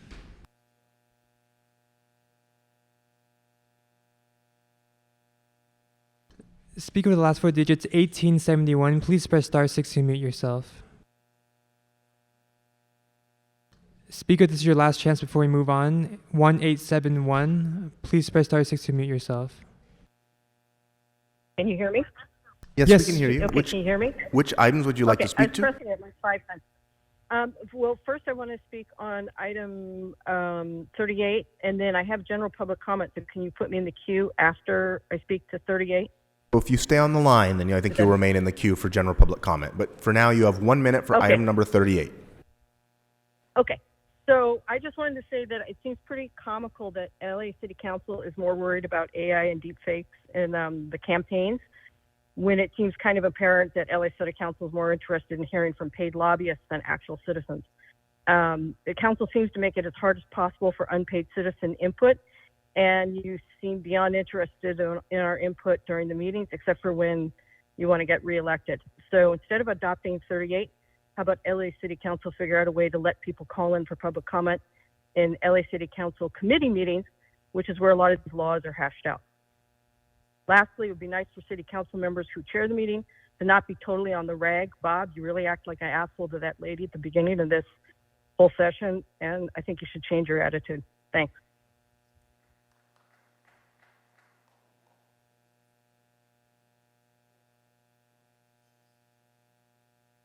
Next caller. Next caller, what items would you like to speak on? Good morning, nerds and virgins. Brock Landers, Los Angeles Good private afternoon. And which investigator. items would you like to speak to? All open items. So you have 3 minutes for the items. Please begin. And Thank you. I agree with Stacy. I don't think Bob is qualified to sponsor this item. If Bob is going to yell at people about not being prepared, I don't think Bob or Paul should ever be able to ask Mr. Drevin what he's talking about just because they don't understand. They should be more prepared and understand the items. I think the biggest indictment on the California school system is how many people are in this meeting today were willing to say that the police chief did a good job, or Bob's ability to read names off of a list. Let's see, 26. Maybe some of the comrades should start housing some of these homeless people. 31. I'm not sure Ms. Hernandez is qualified to sponsor this item either. It was nice of her to honor a non-lesbian that took a role from a lesbian actress, that would have been groundbreaking for her. I look forward to you guys honoring Miley Cyrus next year after she plays Black Panther. 38. Intellectual property of city council. You guys could take and donate your intellectual property and you would be halfway to building another tiny home. You guys have about as much intellectual property as you have integrity. The only thing smaller there might be your guys' little dinkies. Oh, by the way, Daddy's done. You can put me on hold. next caller. There are no more speakers on the queue. Okay. What's before us now? Mr. President, the council may now vote on items 1, 27 through 34, and 36 through 42, which includes motion Bloomfield Park for item 42. Okay. Seeing no members on the queue, let's open the roll. Close the roll. Tally the vote. 14 ayes. Okay. Next item, please. The council may now consider item 26 as amended by motion 26A, De Leon Bloomfield. Seeing no members on the queue, let's open the roll. Close the roll and tally the votes. 14 ayes. Next item. The council may now consider item 35 as amended by motion 35A, De Leon Bloomfield, which was recently circulated. Okay. Seeing no members on the queue, let's open the roll, close the roll, and tally the vote. 14 ayes. Okay, next item before us. The council may now consider item 24, for which a substitute motion, Krikorian McOsker Park, has been introduced. 2 votes are required for this item. The first vote is to question on whether to substitute, and second is for the consideration of the substitute motion. Okay. Is anyone on the queue? Ms. Park, your name didn't pop up, but go ahead. The floor is yours. Thank you, Councilmember Blumenfield. Colleagues, we discussed this item extensively in our Trade, Travel, and Tourism Committee, and then in Councilmember Blumenfield's Budget, Finance, and Innovation Committee. As I shared in committee, I have been a vocal supporter of expanding our convention center.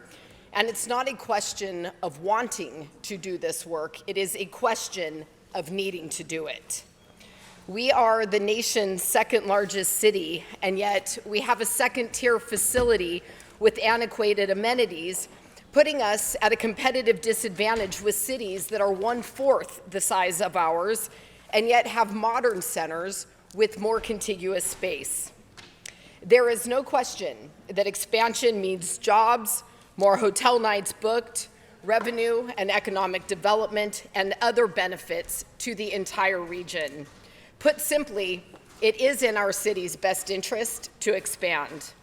But we are also facing a nearly $500 million deficit and other financial uncertainties that require us to take a hard look at priorities so that we can make a decision that is in the best interest of our city and its residents.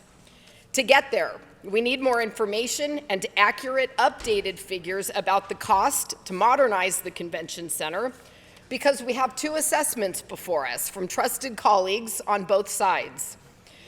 Those reports draw vastly different conclusions about the cost. As I shared in committee, we need all parties, the CLA, the CAO, the Tourism Board, and APCLA, to work together towards this goal and to communicate with each other in good faith and to get back to us with a complete picture and real choices based on accurate data so we as a council can make a well-informed decision. The motion before us will help bring clarity to the anticipated costs, the timelines, and how we might be able to pay for this. So I look forward to this report coming back quickly, and it is my intention to hear it again jointly in Trade, Travel, and Tourism and Budget and Finance. So let's move this forward, and I ask for your aye vote. Thank you. Mr. Price.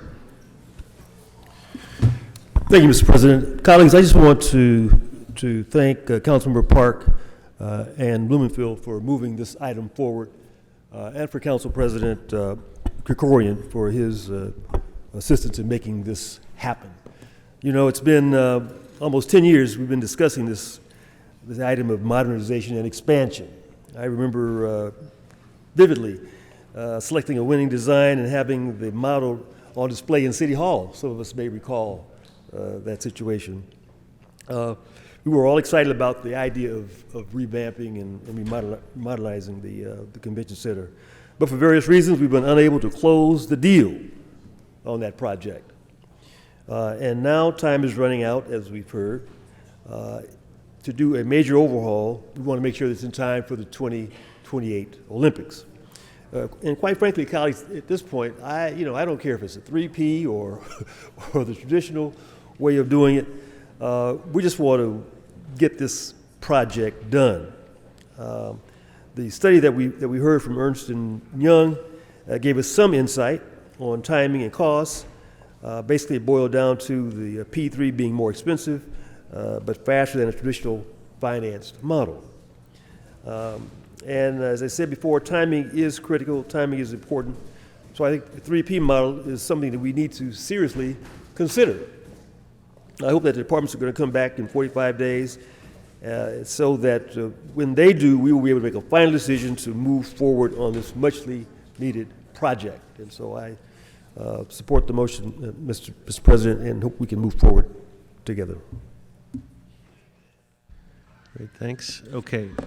No, folks in the audience, please, no shouting out or making noises. Next, we'll have the first vote we have to have is on the question of whether or not to adopt the substitute motion. So that is before us. No speakers specifically on the queue on that, so let's open the roll. This is on adopting the substitute motion. Close the roll. Tally the votes. 14 ayes. Substitute motion has been adopted. Now we'll have a second vote for consideration of the motion as now amended with the substitute motion. So let's open the roll. Close the roll. Tally the vote. 14 ayes. Mr. Krikorian? Thank you, Mr. President. I'd like to ask that item 13 be sent forthwith, please. Without objection, it will be sent forthwith. Mr. McCosker? Forthwith, please. Request for item 24 to be sent forthwith by Mr. McCosker. Without objection, it will be ordered. Okay, what else is before us now? Mr. President, the council may now proceed to closed session for item 49. Okay. Well, why don't we, because we have the closed session there and then we have the special meeting, so let's do the, which is also closed session, let's do public comment right now, general public comment. Please, no comments from the audience, please. Let's call, if we have yelling out, cannot do that, folks will have to be removed. Let's go through the names on here. Is there anything we need to read on public comment? You'll have 1 minute for public comment.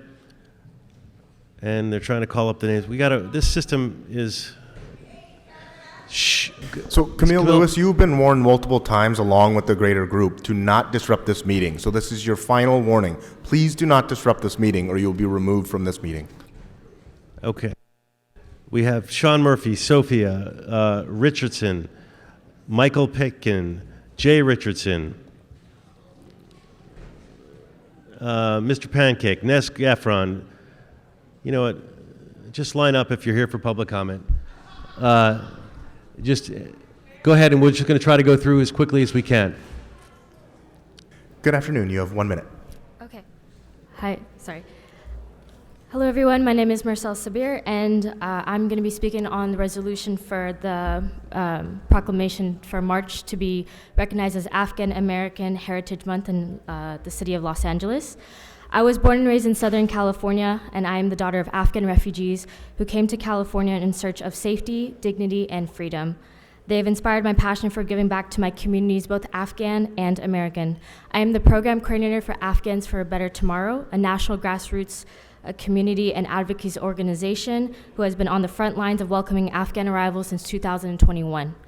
What does being on the front lines mean? It means anything from helping folks find a way out of Afghanistan, connecting Afghans to critical legal services, giving out thousands of dollars in food and cash assistance, and advocating for Afghans and Afghan Americans on Capitol Hill so we can ensure dignity for our community. With over 16,000 Afghans in the city of Los Angeles, we are appreciative of this board for the acceptance of March as being Afghan American Heritage Month. Thank you. Thank you. Next speaker.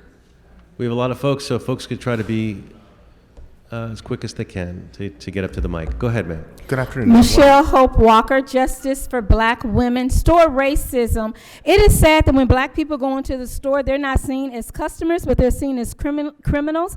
It is very traumatic for black people at times when they go into the store. They could be taken to jail. They could be battered and harassed. This is wrong. Please, Los Angeles City Council, please help stop racism of black people in stores. Please stand with black customers. They're spending money. We're spending lots of money, but yet being harassed. So please help us write a letter, do something. You stand with different groups, stand with black customers, especially as we're celebrating Black History Month, Black Heritage Month. Again, it's so sad if you can, and I know a lot of you may not have experience when you go into the store, people tracking you and following you around like you're a slave in the store, and then accusing you of stealing even when you did not steal and you have a receipt in your hand. So again, please stand up for black customers. They're spending thousands and billions of money. Please support black customers. Thank you. Thank you. Next speaker. Sergeant, could you remove whoever's yelling out? All right. Good I morning. can't have people yelling out. Good Go ahead. afternoon, City Go Council. ahead. Happy Black History Month. Lift every voice and sing to earth and heaven ring. Okay, Mr. Pancake with LA Can. I'm an organizer, artist, activist, and I have a little message here for the city elected officials. Again, we have a problem. We've got to do better. The lack of more affordable housing, houselessness, I challenge each of you to adopt a houseless neighbor. Challenges of houselessness, access to food, clothing, appointments, showers, sweeps, confiscated important documents. These are real situations, but also a challenge with law enforcement, the criminalization of our house list, and also the demonization. LA, this city, this is my city, born and raised here. We have to do matter. Thank you, sir. Next speaker. Next speaker, please.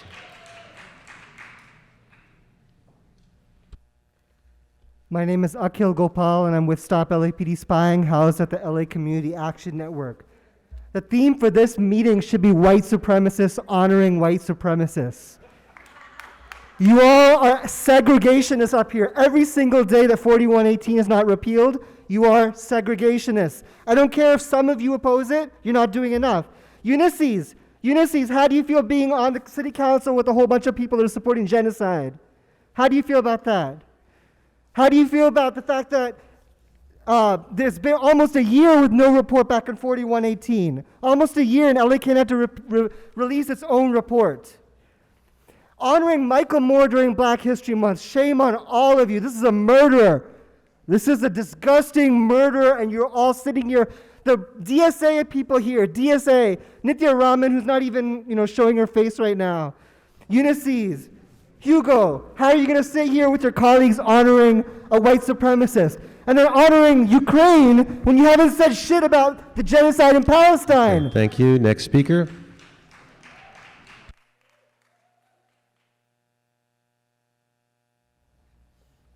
My name is Matios Kidana with Stop LAPD Spying and LA Can. Just reiterating everything that's been said, 261 days on a report back. We don't expect a genuine report back from this council, but I think this does highlight how performative these things are. Any notion of oversight or auditing of 4118 is kind of a sham. The objective is to cite unhoused people, to throw away their stuff, to displace them violently.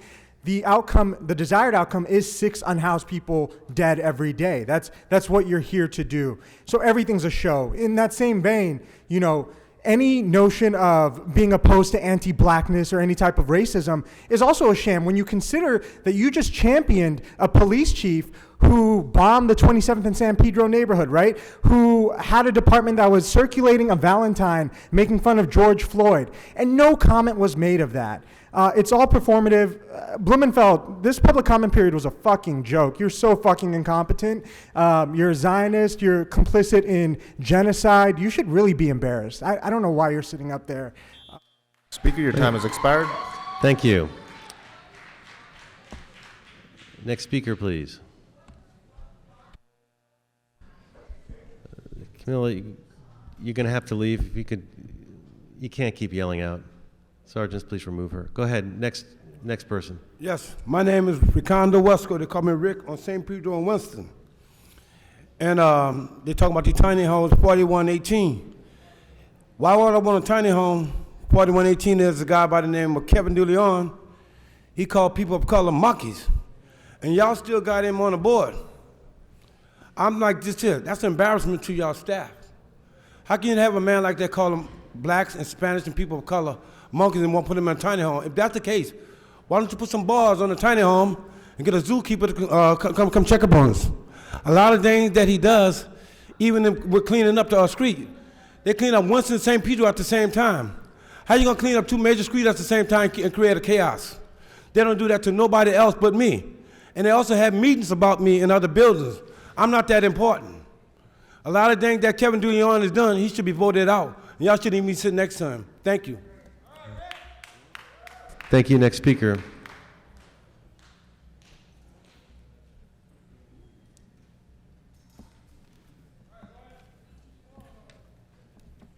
Good afternoon. You have 1 minute. Hi, my name is Lawrence Hall. I'm a volunteer at the LA Can.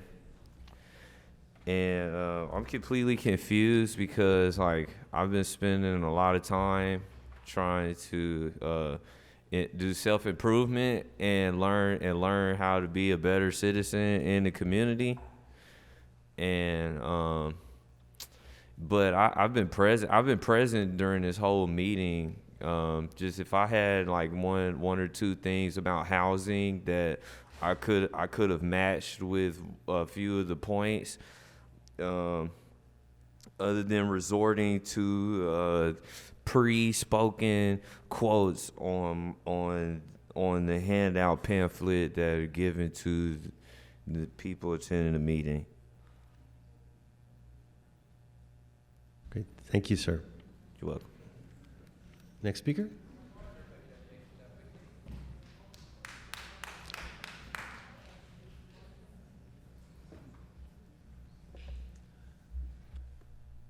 Good afternoon. You have 1 minute. Hi, yes, my name is Bibi, and I'm a representative out of LA Can, and also I represent the people. You know what I mean? I'm out here on the streets homeless, and I'm wondering how are you guys gonna fix this, and what's up with the report on 4118? You know, the people need to know. You know, we want to know. We deserve to know. You know? And how do you guys plan on fixing this? You know what I mean? Is to going forward with finding shelters and housing, not just shelters, but housing the homeless. You know what I mean? Because we're out here and we deserve better. You know what I mean? We strive for being better, and it's like no help to you guys. You know what I mean? Especially with the police harassing us and taking our stuff. That's not right. You know what I mean? That's basically all I have to say. I want to know what's up with the 4118 report.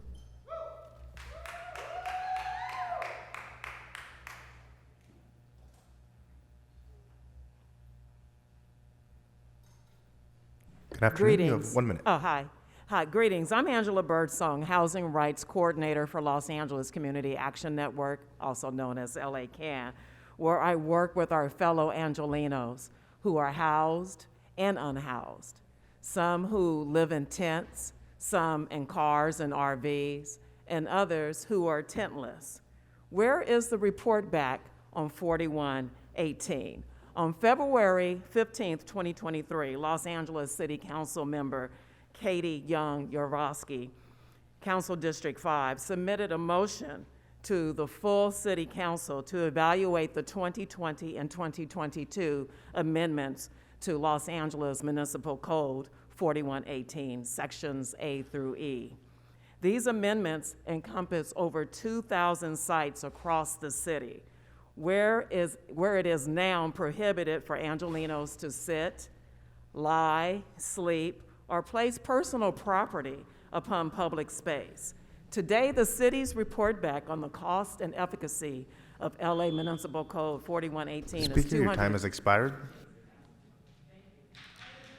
Next speaker, please.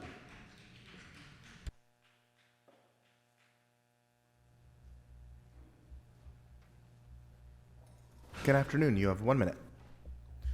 Hi, my name is Shamika. I'm a member of LA CAN, and since the report back was called we've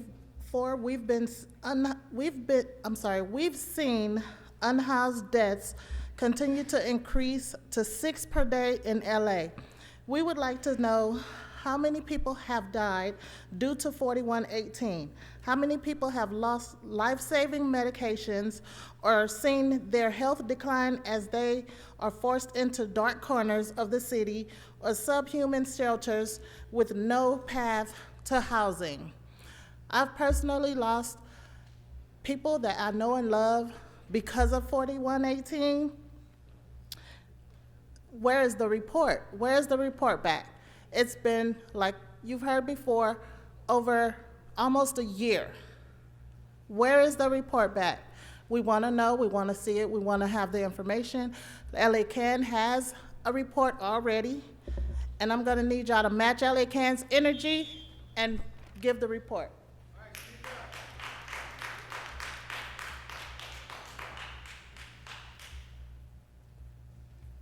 Good afternoon. You have 1 minute. Oh, it's the afternoon now. Good afternoon. My name's Adam. I'm from the LA CAN Human and Civil Rights Committee. As folks have been saying, we know that this report back from Katie Yaroslavsky's motion last April, Bob, is 261 days overdue that you voted on, that every one of you voted for. Every one of you should be asking where this is. I'm going to quote a couple of council members on some stuff. President Krikorian once said, "The status quo is unacceptable, but the solution to homelessness is not to make homelessness illegal. The solution to homelessness is to provide homes." Where's the report back, Krikorian?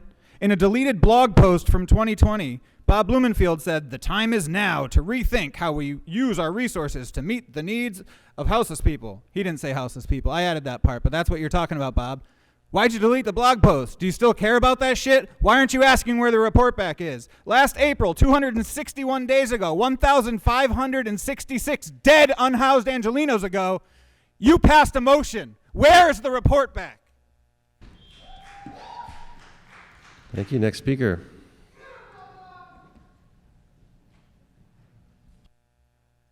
Good afternoon. You have 1 minute. 4118. Is it Speaker? The 4118 is one of the city ordinances that has been consistently at this table for the last 25 years plus straight. Why is that? Why has this one ordinance been at this table so long, right? It's that one homeless ordinance that have took this damn committee to hell and back, and you're still using it. You refuse to get rid of it, abolish it. Why? Because it's that ordinance, racist Jim Crow ordinance you use to decide if black people can be on public sidewalk or not, and where. Well, let me tell you something. It took this committee 14 years to meet your obligations in Jones in 2005 of building 1,200 measly units.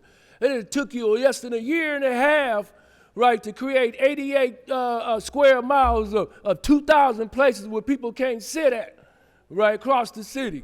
So this report finds sanitation guilty of Fourth Amendment, Fifth Amendment, stealing property. Speaker, your time has expired.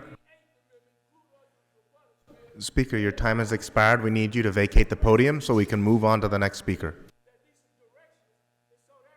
Speaker, this is your only formal warning. You are now disrupting the meeting. We need to move on to the next speakers. So please vacate the podium.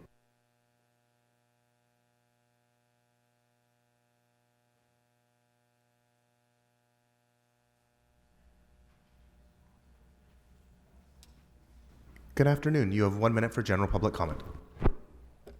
I have some friends that are holographs or AIs. They've given me excellent advice on how to handle myself in public. I just wish I had listened to them. On the other hand, another AI or holograph has told me, don't be friends with me. I have a programmer that can cause me to harm you, and I won't know anything about it. Don't be my friend. Are there any here that are holographs or AIs? One friend, holographs are not always nice. They walk through walls, windows, closed doors, and brick walls. On the other hand, one of my friends have told me that all holographs are thieves. They steal, some steal a little, some steal a lot. Thank you. Next speaker. Hey, Brown, African Town Coalition, Lamert Park District. Gentrification.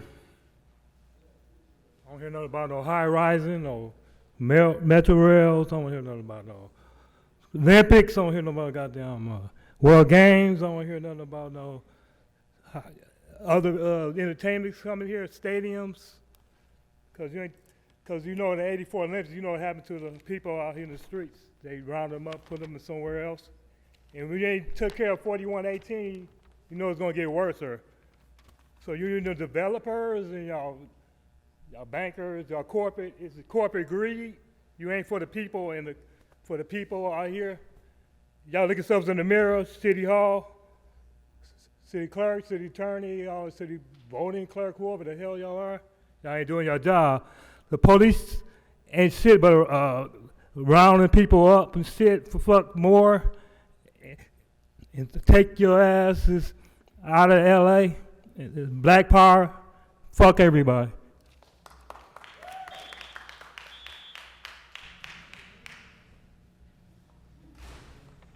Oh, generally I'm for my comrades in LA Can, but I was an infiltrator in Nithia's campaign, and I saw she was doing a lot of work, and someone's saying they're going to put infiltrators. Well, she's going to pass because some lawyer in her campaign is saying, we don't even talk about Nithya on our phones. We walk down the city council, walk out the street, and we talk about Nithya in the campaign. So if you put cops into her campaign, she's going to pass. Also, I don't like people, a man, saying that Hernandez can't judge Sochi, okay? That is racist and sexist. And these women, they won campaigns, so Hernandez has power, and that man is putting her down. I don't like it. I'm here to talk about Renee Pittman, who is not like me, and directed energy weapons. I'm going to keep coming back maybe in 2 weeks or 3 weeks. I want people to start studying directed energy. It's on the map. Thank you. Next speaker.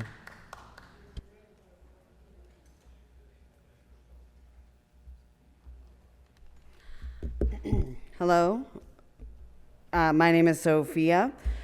I would like to start by saying how dare you take a full hour, over an hour, to honor the chief of the nation's most murderous and corrupt police force before deigning to hear from your constituents. Anyways, I would like to say that 4118 does nothing to address homelessness at all. It is a racist law targeted only at poor people. The city government has absolutely no will to create real solutions. Little incentives for developers to build affordable housing are not a solution either. All you people are doing is kicking the can down the road and allowing people to die every day. You all have acknowledged that criminalizing homelessness won't solve anything. Abolish 4118 now. We've been waiting almost a full year for a report, but we all already know that it's a horrible policy. We can see it, that it's not helping anything. I would like to close out by saying, Free Palestine! Thank you.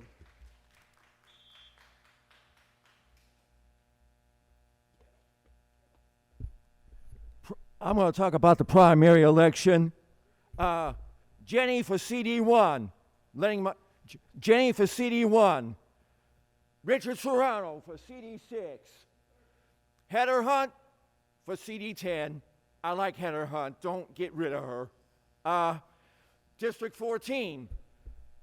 Isabel or Teresa Y. Hillary. That's it.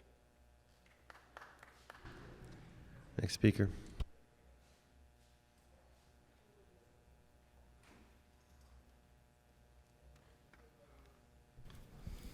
Go ahead, you have 1 minute.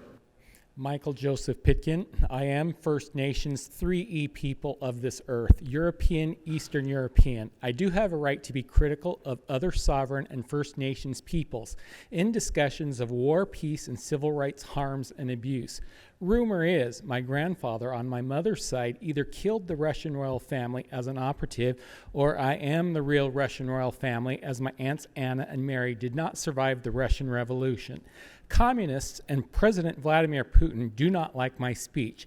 Then again, he is grandson of Vladimir Lenin. I, however, believe in freedom of religion, freedom of speech, and the press, and the right to protest my own government.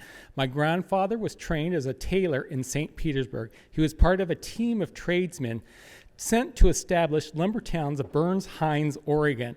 I guess he and all my family have dual identities, similar to the movie Greenland, which now daily I am being gang-stalked, harassed, hacked, abused, and violated for being white privileged.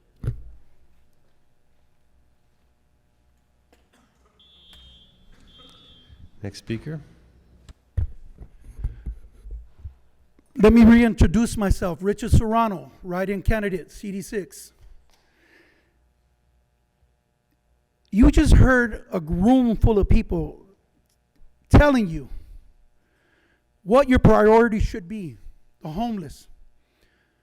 But we're talking about the Civic Center that you were going to shut down 10 years ago. Until you get the homeless situation solved, Tesla's making $10,000 homes. But forget if you give credit to the people that actually solve problems. Monica Rodriguez, Emilia Padilla, you have a soft rail going down. Go down here to Washington Boulevard and see what it did to that economy. It shut it down. Emilia Padilla, you said your dad was a gardener. Is he going to get on a Metrolink with a lawnmower? We come from modest means. You got to protect the people that do that kind of work. Putting a traffic congestion railroad in the middle of Pacoima and Arleta is going to kill that small town.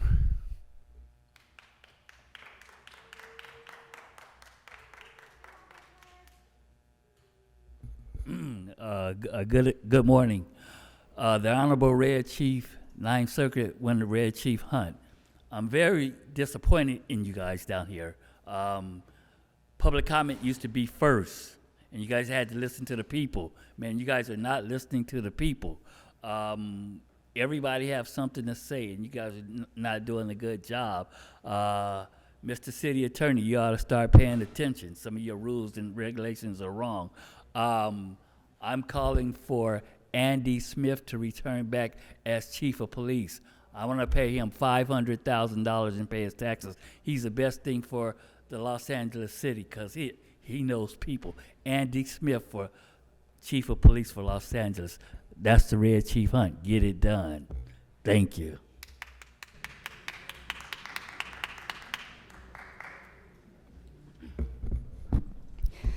When Nithya Raman first won her seat and she took some heat for her proposed policies, I thought she was the one who would make a real change on the ground.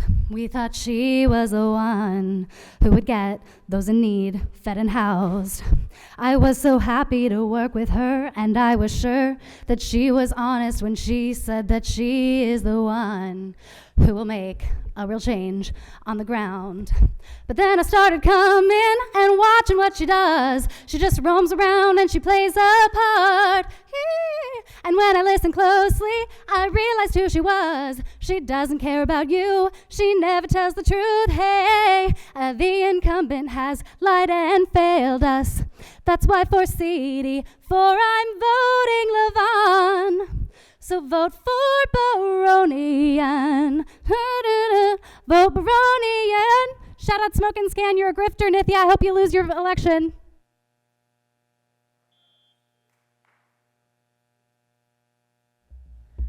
Hi, my name is Isabella Rojas with the Los Angeles Area Chamber of Commerce, and I want to express my support for the Public-Private Partnership Agreement, which would expand and modernize the Los Angeles Convention Center.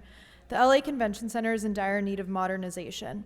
The Convention Center stands as a stark contrast to the booming neighborhood surrounding LA Live, and it's time to stop squandering potential revenue and turn our convention center into a cornerstone of our city's economic growth.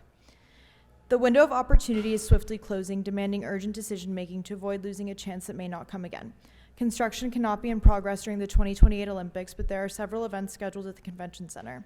The expansion must be completed by 2027, necessitating commencement of work no later than late 2024. For these reasons, I urge you to approve the P3 agreement. Thank you for your time.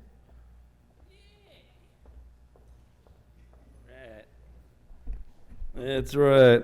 What a fucking disgusting fucking thing by this council. The last day of African American History Month, and you honor Police Chief Moore? What the fuck is that, Bob?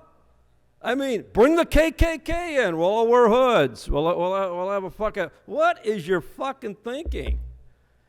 You're going to bring in the enemy of the black community on the last day that the council has a meeting on African History Month, and that's who the fuck you honor?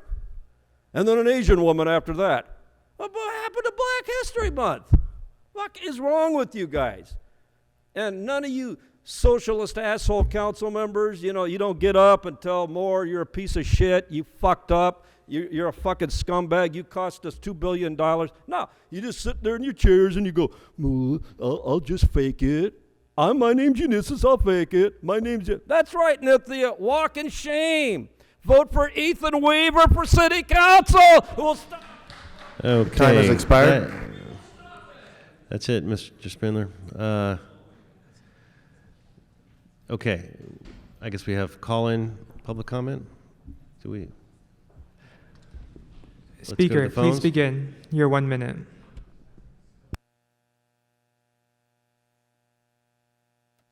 Hi, can you all hear me? Yes, go ahead. You have 1 minute for general public comment. So it's really disgusting how the city council has complete disdain for the public and their public comment. They don't pay attention when you're there talking and pouring your heart out.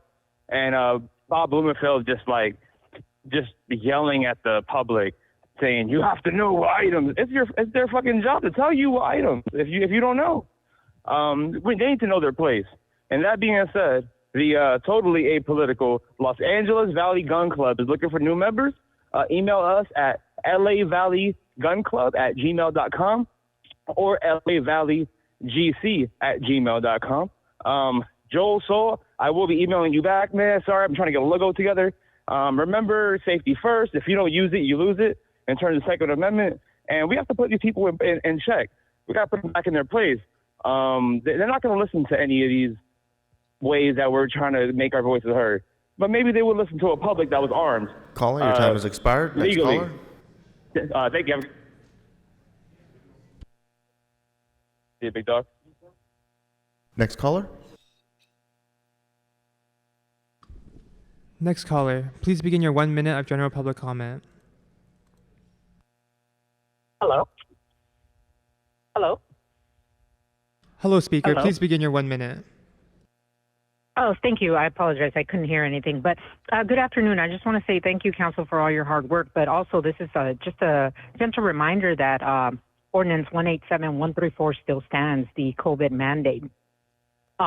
As we look at the different issues that are going on with hiring and retention and all the issues and bargaining with the different coalitions and different unions, you guys are not paying attention to the details. Targeted local hiring program is out there. You're trying to hire people, but guess what? People don't want to get vaccinated. So you have people in line that go through these programs and get to the final point where they need to show proof of COVID vaccine. They submit an exemption and then they get denied.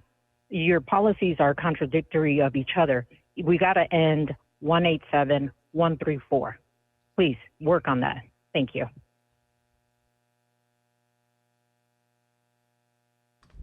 Next speaker, please begin. I'm requesting to speak on item 38 and general public comment. I waited to have my time to speak this whole time and wasn't called on, and your guys' mismanagement of the Zoom system shouldn't constitute a violation of my right to speak. Yes, no? Speaker, your time is going. You have the 1 minute for general public comment. Fine, then item 38 is silly. It frankly seems like it's an attempt to cover up what appears to have been an illegal mass mailing by Heather Hutt that used city resources in a campaign mailing. It was impossible for her to, for the accusations that she's making that it was a nefarious person, because those items were uploaded to ethics after those items went out to the public, and there's apparently time-stamped photos that show otherwise. But the real point is that all of you have photos on your campaign pages for independent expenditures. Those aren't watermark encrypted. Please don't waste the time of the Ethics Commission, which is already very limited in its budget, on things that frankly are constituting an effort to cover up a bad act. That's what this is. Caller, your and time do has better with your expired. Next caller. Next caller, please begin your 1 minute. Yeah, hi, danielgus.substack.com. And of course, I was cut off, not allowed to speak again and again and again. You guys are going to get sued over that if you don't fix it, because it's retaliation. On danielgus.substack.com, I have a story today about Nithya Raman and the DSA LA's demand that in order to get its endorsement, which she got, which Unisys got, which Hugo got, you are required to agree to co-govern the city of Los Angeles, which, as far as I can tell, is quid pro quo bribery of the Penal Code 68 for starters. So, council members, despite all your efforts, go to danielgus.substack.com and you can see apparently how the DSA endorsed members of LA City Council are required to cede 50% of their power as city representatives for DSA issues. Caller, your time has expired. Next caller. Next caller, please begin.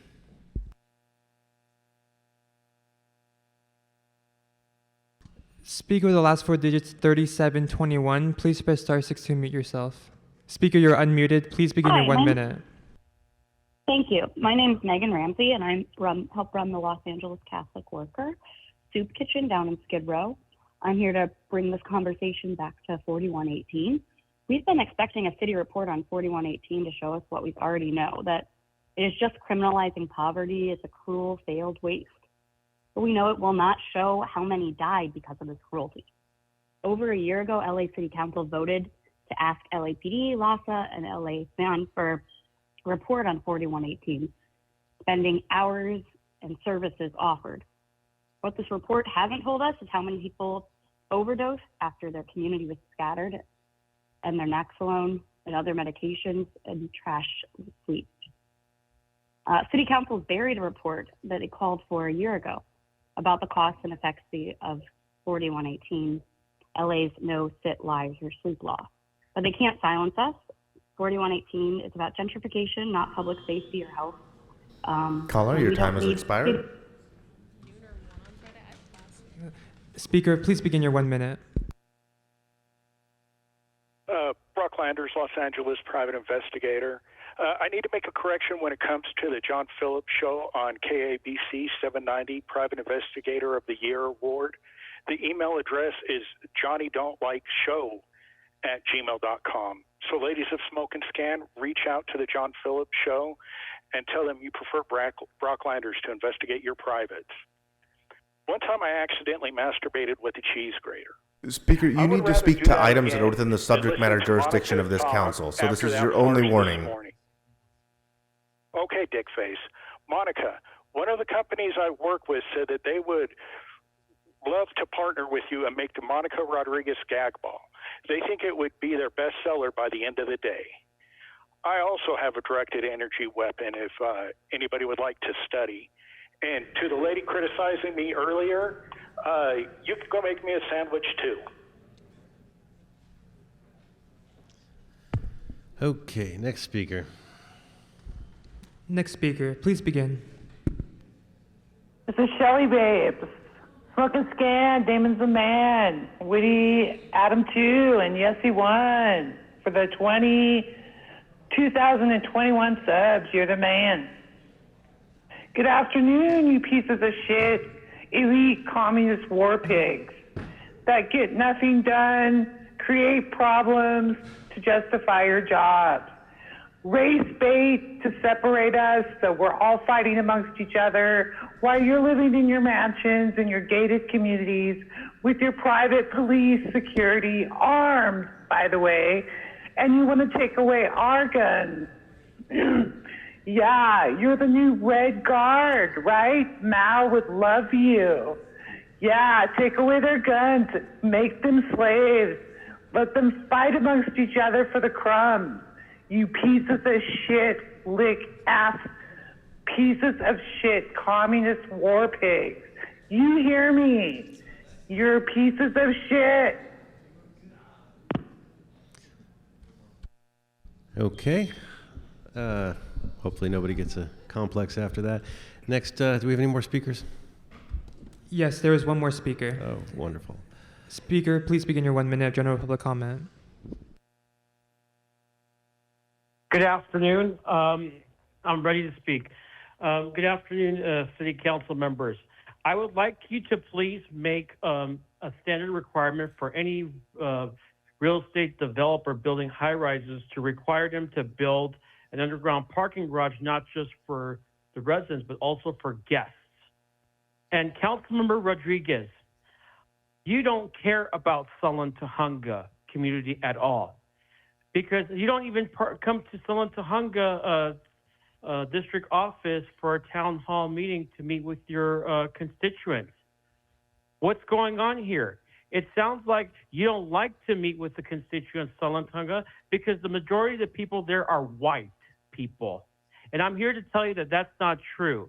And second of all, look at the parks at Salantahunga. Look how in deplorable conditions they are.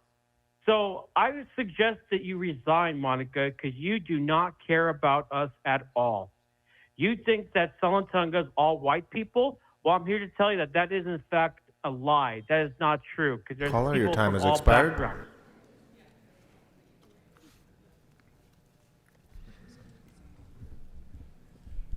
Is that it for public comment?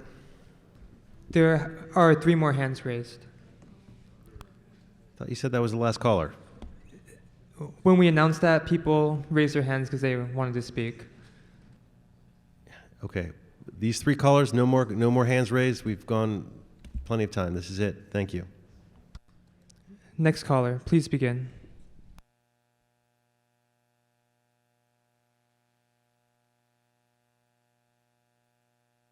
Yes, this is Jason. I'm a Smoking Scan viewer. I'm glad for you to take my call there, Bob.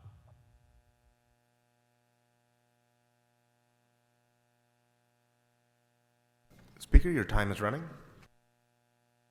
Cool, thank you there, brother. I want to say what's up to the Smoking Scan community there. And Miss Rodriguez, if we do get that ball, I'll be in line to pick up one day one there, because I'm going to get like 2 or 3 of them things there. Sounds like a good idea.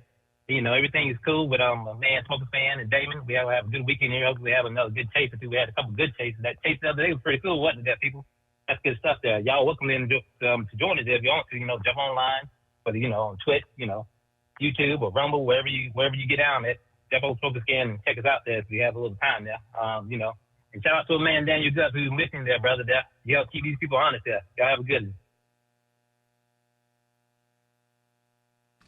Next speaker, please begin.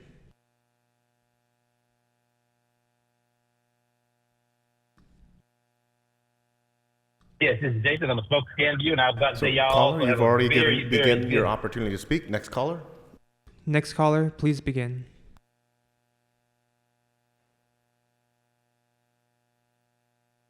Hello, City Council. Hello, City Council. My name is Stephen Lewis Goldstein. I have worked with several of the people currently sitting on the City Council, and I strongly urge them to consider the disastrous ramifications of 4118 in light of the 2028 Olympic bid, as well as the various All-Star Games, award shows, and other national security special events that are coming to Los Angeles in the coming years. From lawsuits within the jails themselves to independent analysis, our county jails are desperately and catastrophically overcrowded. Where will these people go?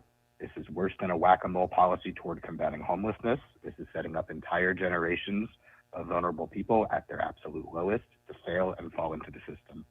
Once again, please consider these ramifications. We'll not walk our way up to freedom. Thank you.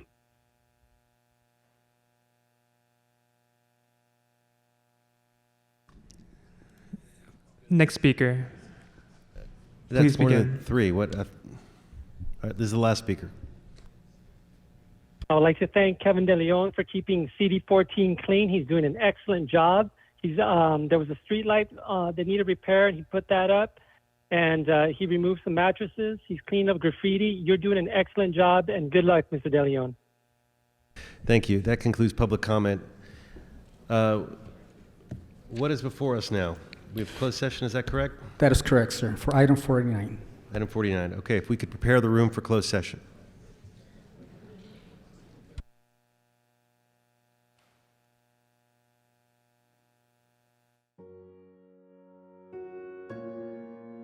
Entry fee for the run goes to supporting Los Angeles City Parks, and the run is open to all levels of ability. The half marathon course takes you past the Griffith Park landmarks, the merry-go-round, Travel Town, the zoo, and the Autry, finishing at Crystal Springs Picnic Area. The 5K course is a flat and scenic 3.1 miles around the park. Runners and supporters can enjoy a beer garden and food trucks on site. Join the Los Angeles Parks Foundation and Aslan Athletics for the 2024 Griffith Park Run on Sunday, March 3rd, starting at 7:30 a.m. For more information, visit rungpr.com. And that's a look at some things to do.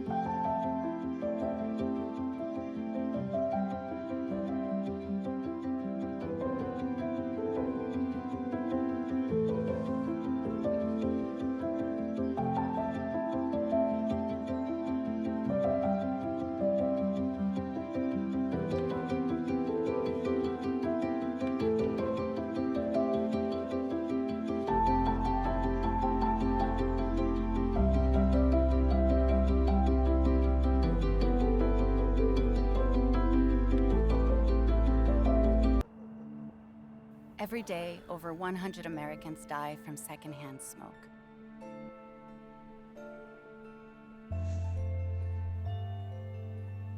Secondhand smoke in children can cause asthma, ear infections, and increased risk of sudden infant death syndrome. Go to smokefreehomesla.com. Learn how you can protect your home from secondhand smoke.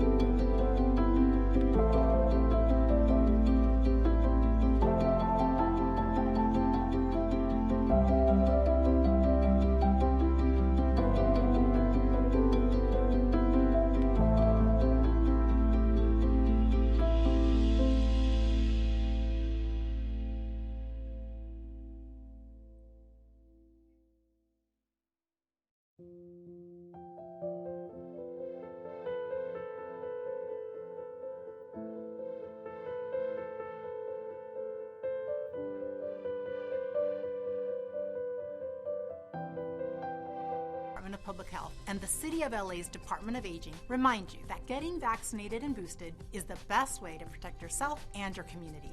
And it's especially important for those at high risk of severe diseases, such as older adults and individuals who are immunocompromised or have chronic conditions. For COVID-19 vaccination appointments or to request in-home vaccination if you or a loved one have difficulty leaving the home, please call 211 or the Los Angeles County Department of Public Health Vaccine Call Center at 833-540-0473. Open daily, 8 a.m. to 8:30 p.m. Remember, vaccines are free and immigration status and insurance are not required. Visit vaccinatelacounty.com for more information about how to get vaccinated. And visit aging.lacity.org or call 213-482-7252 for information on senior services.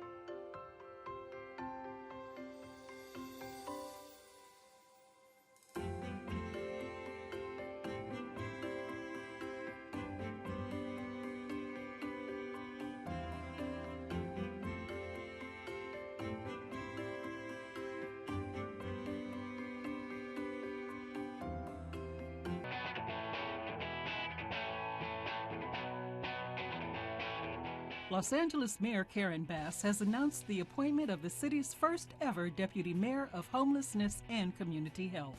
Dr. Etzime P. Agonifer brings years of experience advocating for health equity and justice for vulnerable individuals and populations. As the Community Health Advisor in the Mayor's office since May 2023, Dr. Agonifer supported the Inside Safe program and designed the current substance use disorder pilot.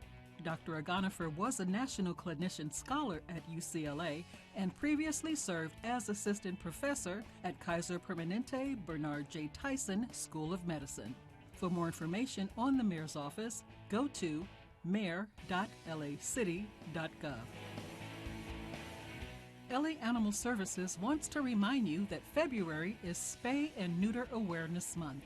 Spaying and neutering are safe, simple surgeries that prevent animals from reproducing. Females are spayed and males are neutered. There are many health benefits of spaying and neutering pets, such as preventing unwanted litters, lowering risks of cancer, and increasing lifespan. Spaying and neutering pets is a responsible and humane way to prevent overcrowding in shelters and reduces the number of healthy animals being euthanized. LA Animal Services has 5 spay-neuter clinics located on-site at city animal shelters. The clinics are independently operated and open to the public. For more information, visit the Animal Care tab at laanimalservices.com. The Los Angeles County Registrar Recorder County Clerk has mailed the vote-by-mail ballots to all registered voters for the March 5, 2024 primary election. To vote by mail, complete the ballot and use the envelope provided, which must be signed and dated. Then the ballot can be returned in a number of ways. Completed ballots may be mailed without a postage stamp or dropped into a registered ballot drop box or handed in at a local Los Angeles County vote center. Voters can track their ballot every step of the way with Where's My Ballot, a free subscription tool which sends automatic status notifications. The March 5, 2024 primary nominating election includes primary voting for Los Angeles City Council Districts 2, 4, 6, 8, 10, 12, and 14. For more information on voting in Los Angeles, visit lavote.gov.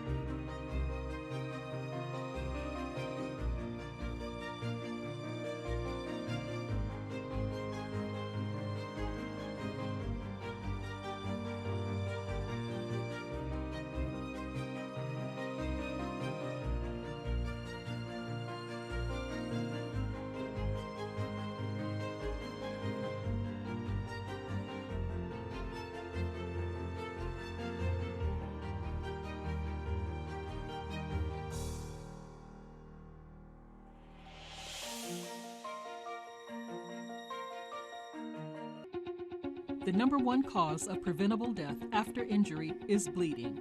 Someone who is severely bleeding can bleed to death in as little as 5 minutes. Minutes count, and your LAFD thanks you for learning how to stop the bleed by following the ABCs. If someone has an injury with blood spurting out of the wound, clothing soaked in blood, bleeding that won't stop, or loss of any part of an arm or leg, you need to act quickly. The first step is A for alert. Have someone call 911. The next step is B for bleeding. Locate the bleeding injury and remove any clothing covering the area so you can see the injury. The final step is C, compress. If the injury is to the leg or arm, prepare to use the tourniquet. Unwrap the tourniquet and apply it 2 to 3 inches above the wound. Do not place the tourniquet onto a joint. Go above the joint if necessary. Pull the free end of the tourniquet and wrap it until it is tight. Wind the windlass until the bleeding stops.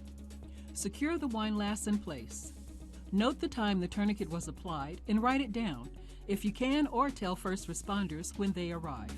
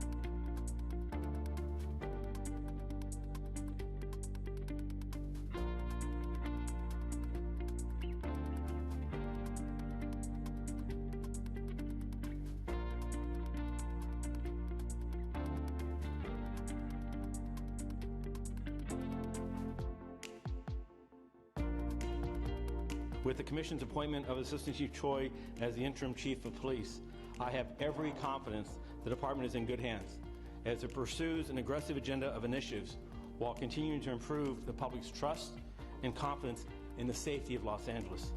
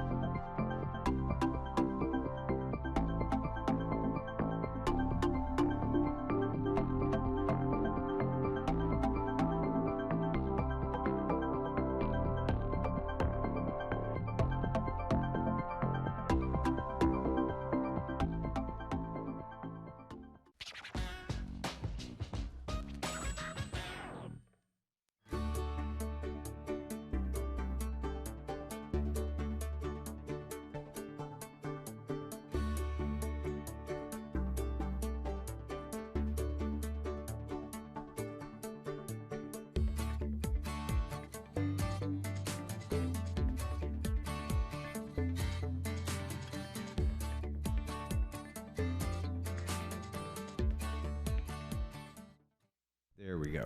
Okay. And if I may, Mr. President, call Yes, the roll. Thank you. please. Blumenfield, De Leon, Harris Dawson, Hernandez, Hutt, Krikorian, Lee, McOsker, Padilla, Park, Price, Rahman, Rodriguez, Soto Martinez, Yaroslavsky. 13 members and a quorum, Mr. President. All right. Mr. City Attorney, is there anything to report out of closed session? I believe so at this time. All right. Then with that, we will go ahead and recess the regular meeting, and we will proceed with our special meeting. And Mr. Clerk, do you want to call the roll on the special meeting? Yes, sir. Blumenfield, De Leon, Harris Dawson, Hernandez, Hutt, Krikorian, Lee, McOsker, Padilla, Park, Price, Rahman, Rodriguez, Soto Martinez, Yaroslavsky. 13 members and a quorum, Mr. President. All right. Can we have the city attorney come forward on item number 50, please?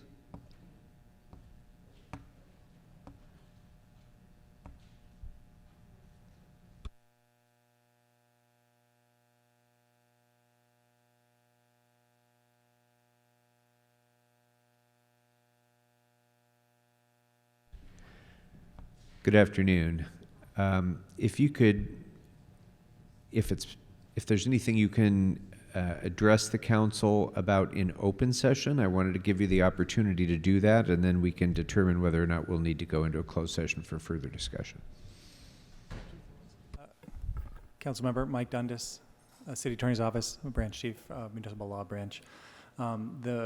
The matter before you is a opportunity for us, a request from the City Attorney's Office to hire outside counsel in the Bird bankruptcy case. The attorney that we've selected is also representing cities of Long Beach, Santa Monica, well, prospectively Santa Monica, San Jose, and San Diego. Collectively, we are similarly situated with those jurisdictions in dealing with Bird in the scooter business, and they similarly have permitted operations in their jurisdictions.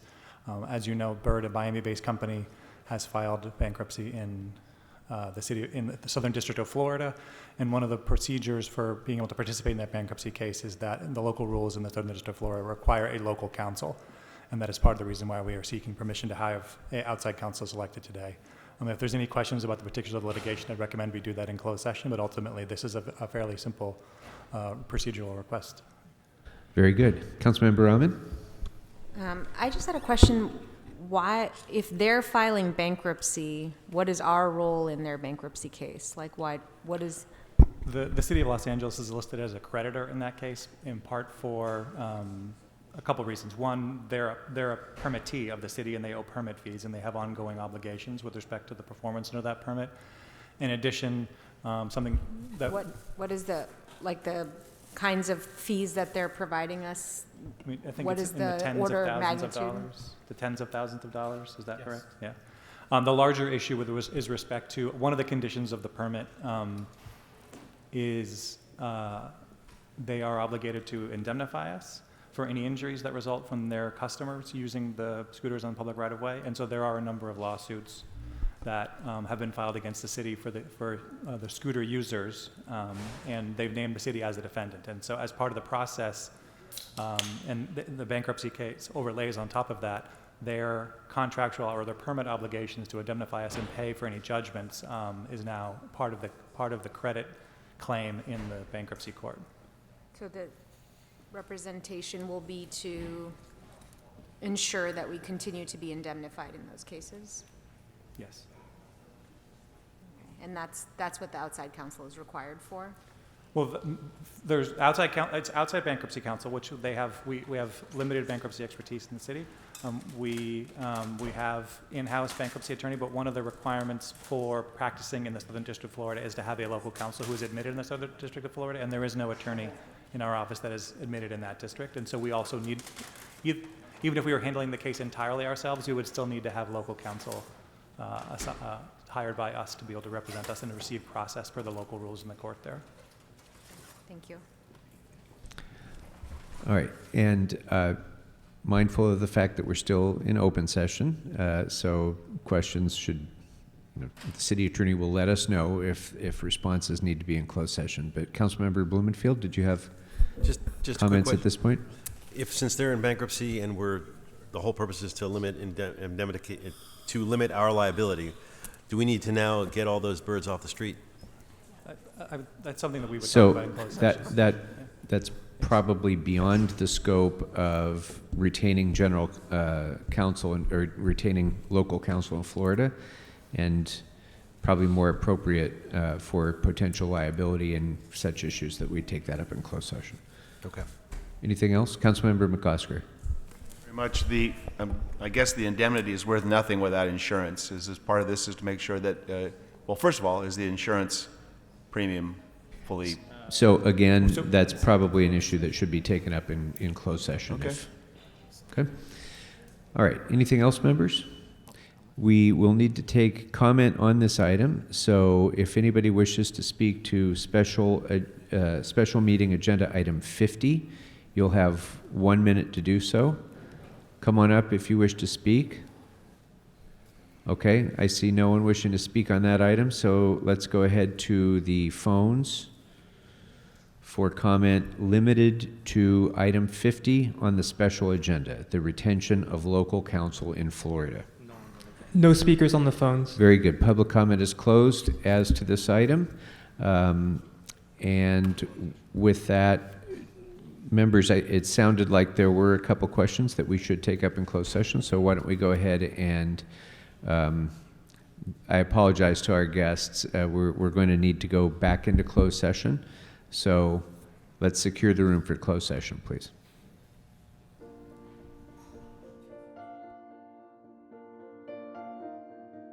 Are free and family friendly. Celebrate plants and the joy of nature at Plant Day on Saturday, March 2nd, beginning at 10 a.m. For more information on Chicas Verdes and Plant Day events at the library, go to lapl.org/events. LA City's Department of Recreation and Parks invites you to join in, lace up, and get going for the annual Griffith Park Run on Sunday, March 3rd. The entry fee for the run goes to supporting Los Angeles City Parks, and the run is open to all levels of ability. The half marathon course takes you past the Griffith Park landmarks, the merry-go-round, Travel Town, the zoo, and the Autry, finishing at Crystal Springs picnic area. The 5K course is a flat and scenic 3.1 miles around the park. Runners and supporters can enjoy a beer garden and food trucks on site. Join the Los Angeles Parks Foundation and Aslan Athletics for the 2024 Griffith Park Run on Sunday, March 3rd, starting at 7:30 a.m. For more information, visit rungpr.com. And that's a look at some things to do.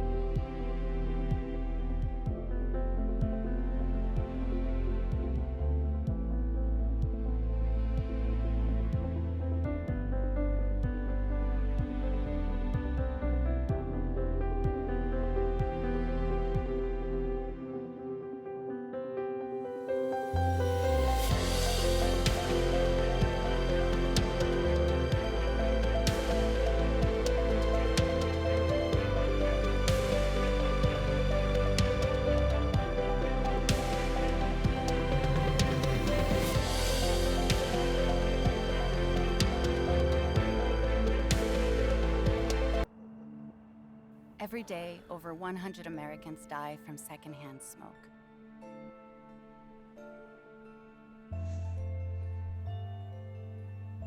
Secondhand smoke in children can cause asthma, ear infections, and increased risk of sudden infant death syndrome. Go to smokefreehomesla.com. Learn how you can protect your home from secondhand smoke.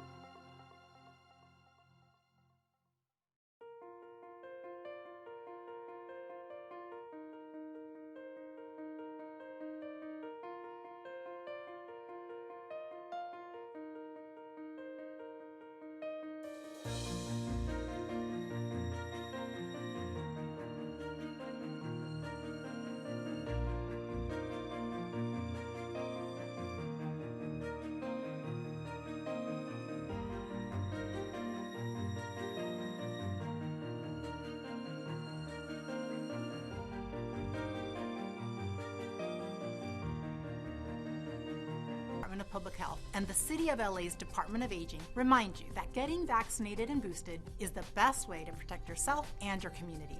And it's especially important for those at high risk of severe diseases, such as older adults and individuals who are immunocompromised or have chronic conditions.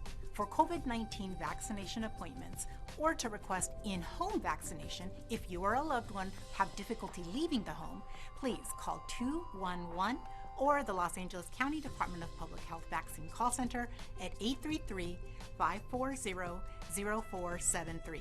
Open daily, 8 a.m. to 8:30 p.m. Remember, vaccines are free and immigration status and insurance are not required. Visit vaccinatelacounty.com for more information about how to get vaccinated. And visit aging.lacity.org or call 213-482-7252 for information on senior services.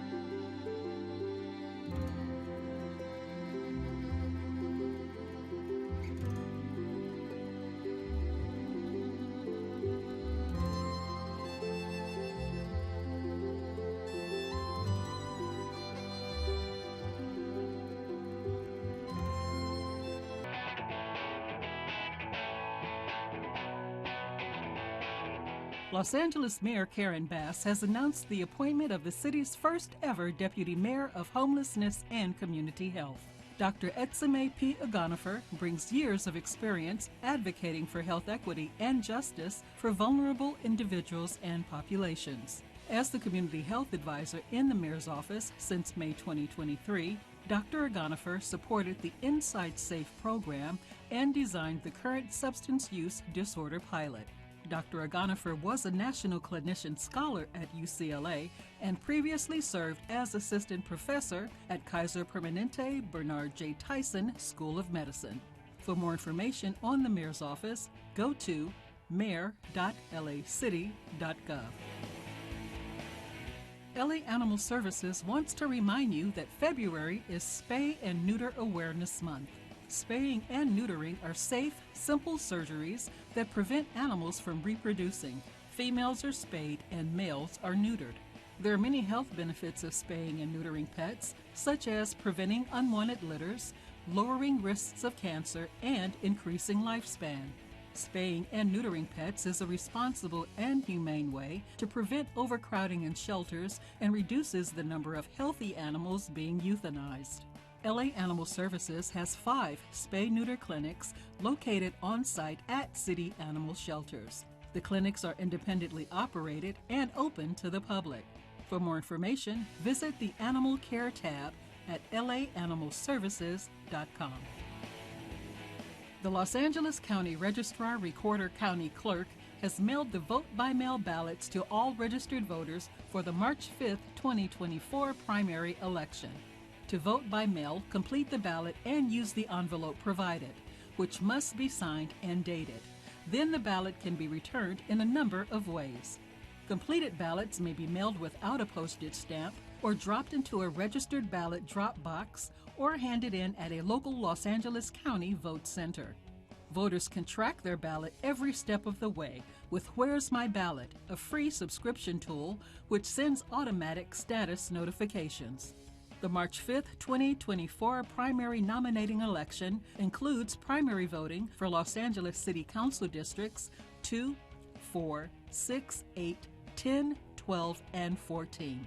For more information on voting in Los Angeles, visit lavote.gov.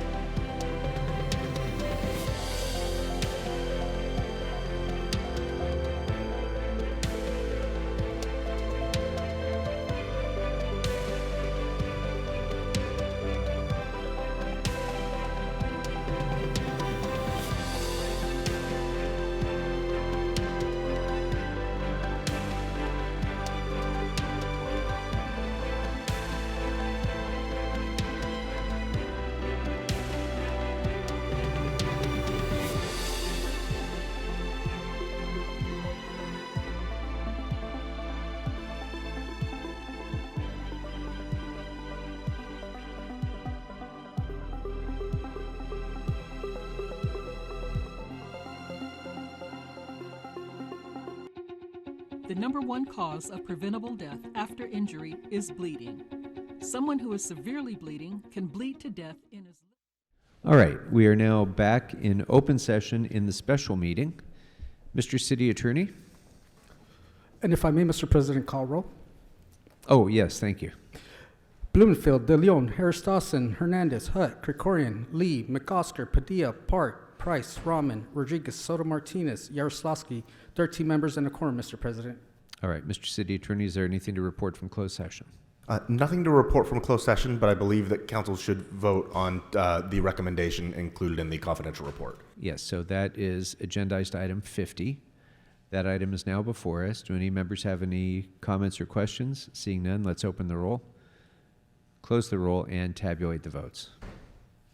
13 ayes. Thank you. Mr. Clerk, is there anything before us in the special meeting? No, sir. The council may now go back into regular meeting.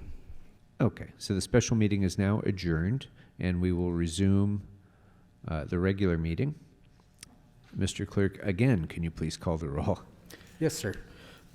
Blumenfield, De Leon, Harris Dawson, Hernandez, Hutt, Krikorian, Lee, McOsker, Padilla, Park, Price, Rahman, Rodriguez, Soto Martinez, Yaroslavsky, 13 members and a quorum, Mr. President.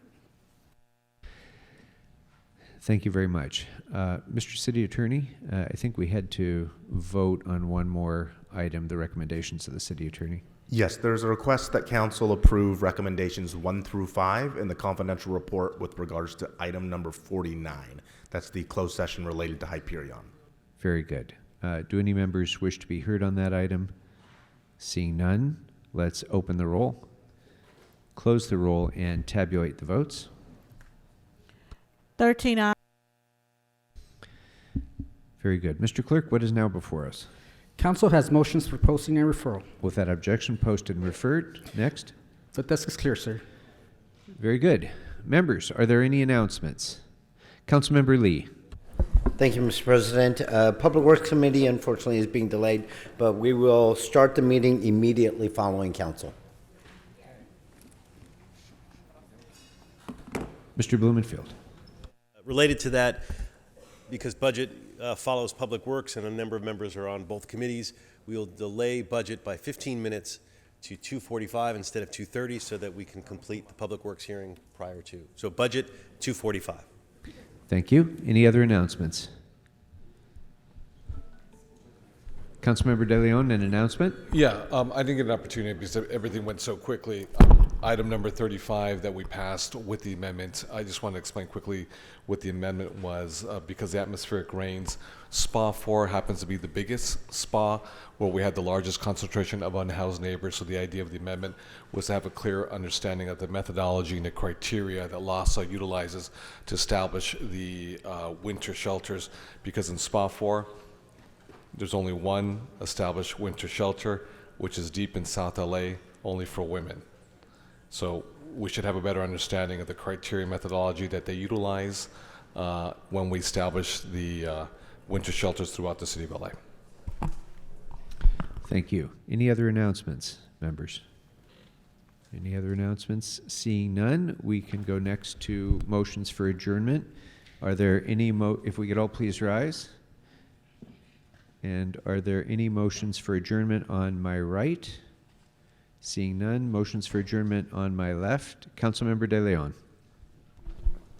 Thank you very much, Mr. President, as well as colleagues. Today, I stand with a very heavy heart to pay tribute to the memory of Robert Bob Ramirez, a remarkable individual whose impact on our community was nothing short of extraordinary.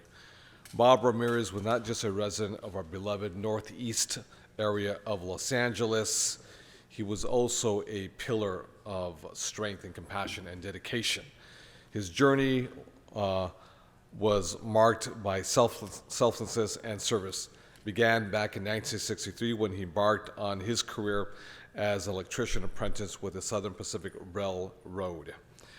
After 2 years at the Southern Pacific, Bob answered the call of duty, leaving to bravely serve our country in the United States Air Force for 4 years of exemplary service. After his service, Bob returned to Southern Pacific, where he dedicated himself to his craft at Taylor Yard nearby. Through hard work and dedication, he rose through the ranks to become the senior electrical instructor, showcasing his exceptional leadership skills and his commitment to his fellow workers. Back in 1988, Bob served a historic milestone by becoming the first Latino to hold the position of General Chairman of the Electrical Workers, a testament to his unwavering dedication and advocacy for his community. Even after retiring from the railroads back in 2005, Bob's passion for education and community service remained undiminished. He seamlessly transitioned into a role as a professor at LA Trade Tech, where he continued to inspire and educate future generations of electricians. Additionally, Bob dedicated himself to El Rio de Los Angeles Veterans Collaborative, championing the cause of fellow veterans and playing a pivotal role in the realization of the Veterans Memorial Project at Rio de Los Angeles State Park. Beyond his professional accomplishments, Bob was a devoted husband of 55 years to his beloved wife, Caroline, and loving father to 2 children, Robert and Helene. His family circle extended to include a cherished granddaughter-in-law, Patty, and 4 adoring grandchildren, Joey, Kea, Mateo, and Alejandro. Bob Ramirez's legacy is one of unwavering integrity, boundless compassion, and relentless dedication to his community, his country, and his family. As we honor him today, colleagues, let us remember his example and strive to emulate his commitment to excellence and service in all that we do. I also want to take a moment to recognize Bob's very close friends and veterans who are with us here today. We have with us Al Strange, Art Camarillo, Tom Atkins, as well as Robert Acosta and Roger Maldonado. From the bottom of my heart, I thank each and every one of you, incredible residents of Northeast LA, for your incredible service. Let us take a moment to reflect on his life and legacy of Bob Ramirez. May his memory continue to inspire us, and then we carry forth his spirit of service as well as compassion. May he rest in peace as well as power. Thank you very much. Councilmember Hernandez. Council President, I'd like to add on to this adjourning motion. I want to extend my deepest condolences to the family, friends, neighbors, and community members who mourn the loss of an incredible person, Bob Ramirez. He had such a profound impact on the Northeast LA community for generations, and he was an active member of the Northeast LA veteran community and an avid member of the El Rio de Los Angeles Veterans Collaborative. Just last year, he supported Council District 1 by raising new flags at the Highland Park Veterans Square. I'm truly thankful for Bob's dedication and commitment to bettering our communities. May Bob rest in the warm embrace of our ancestors, and may his legacy of service and advocacy live on in many of the spaces that he impacted and forever in Northeast LA. Thank you. Thank you very much. May he rest in peace, and gentlemen, thank you for your service. Any other adjourning motions, members? Seeing none, go forth and serve the city well. This meeting is adjourned.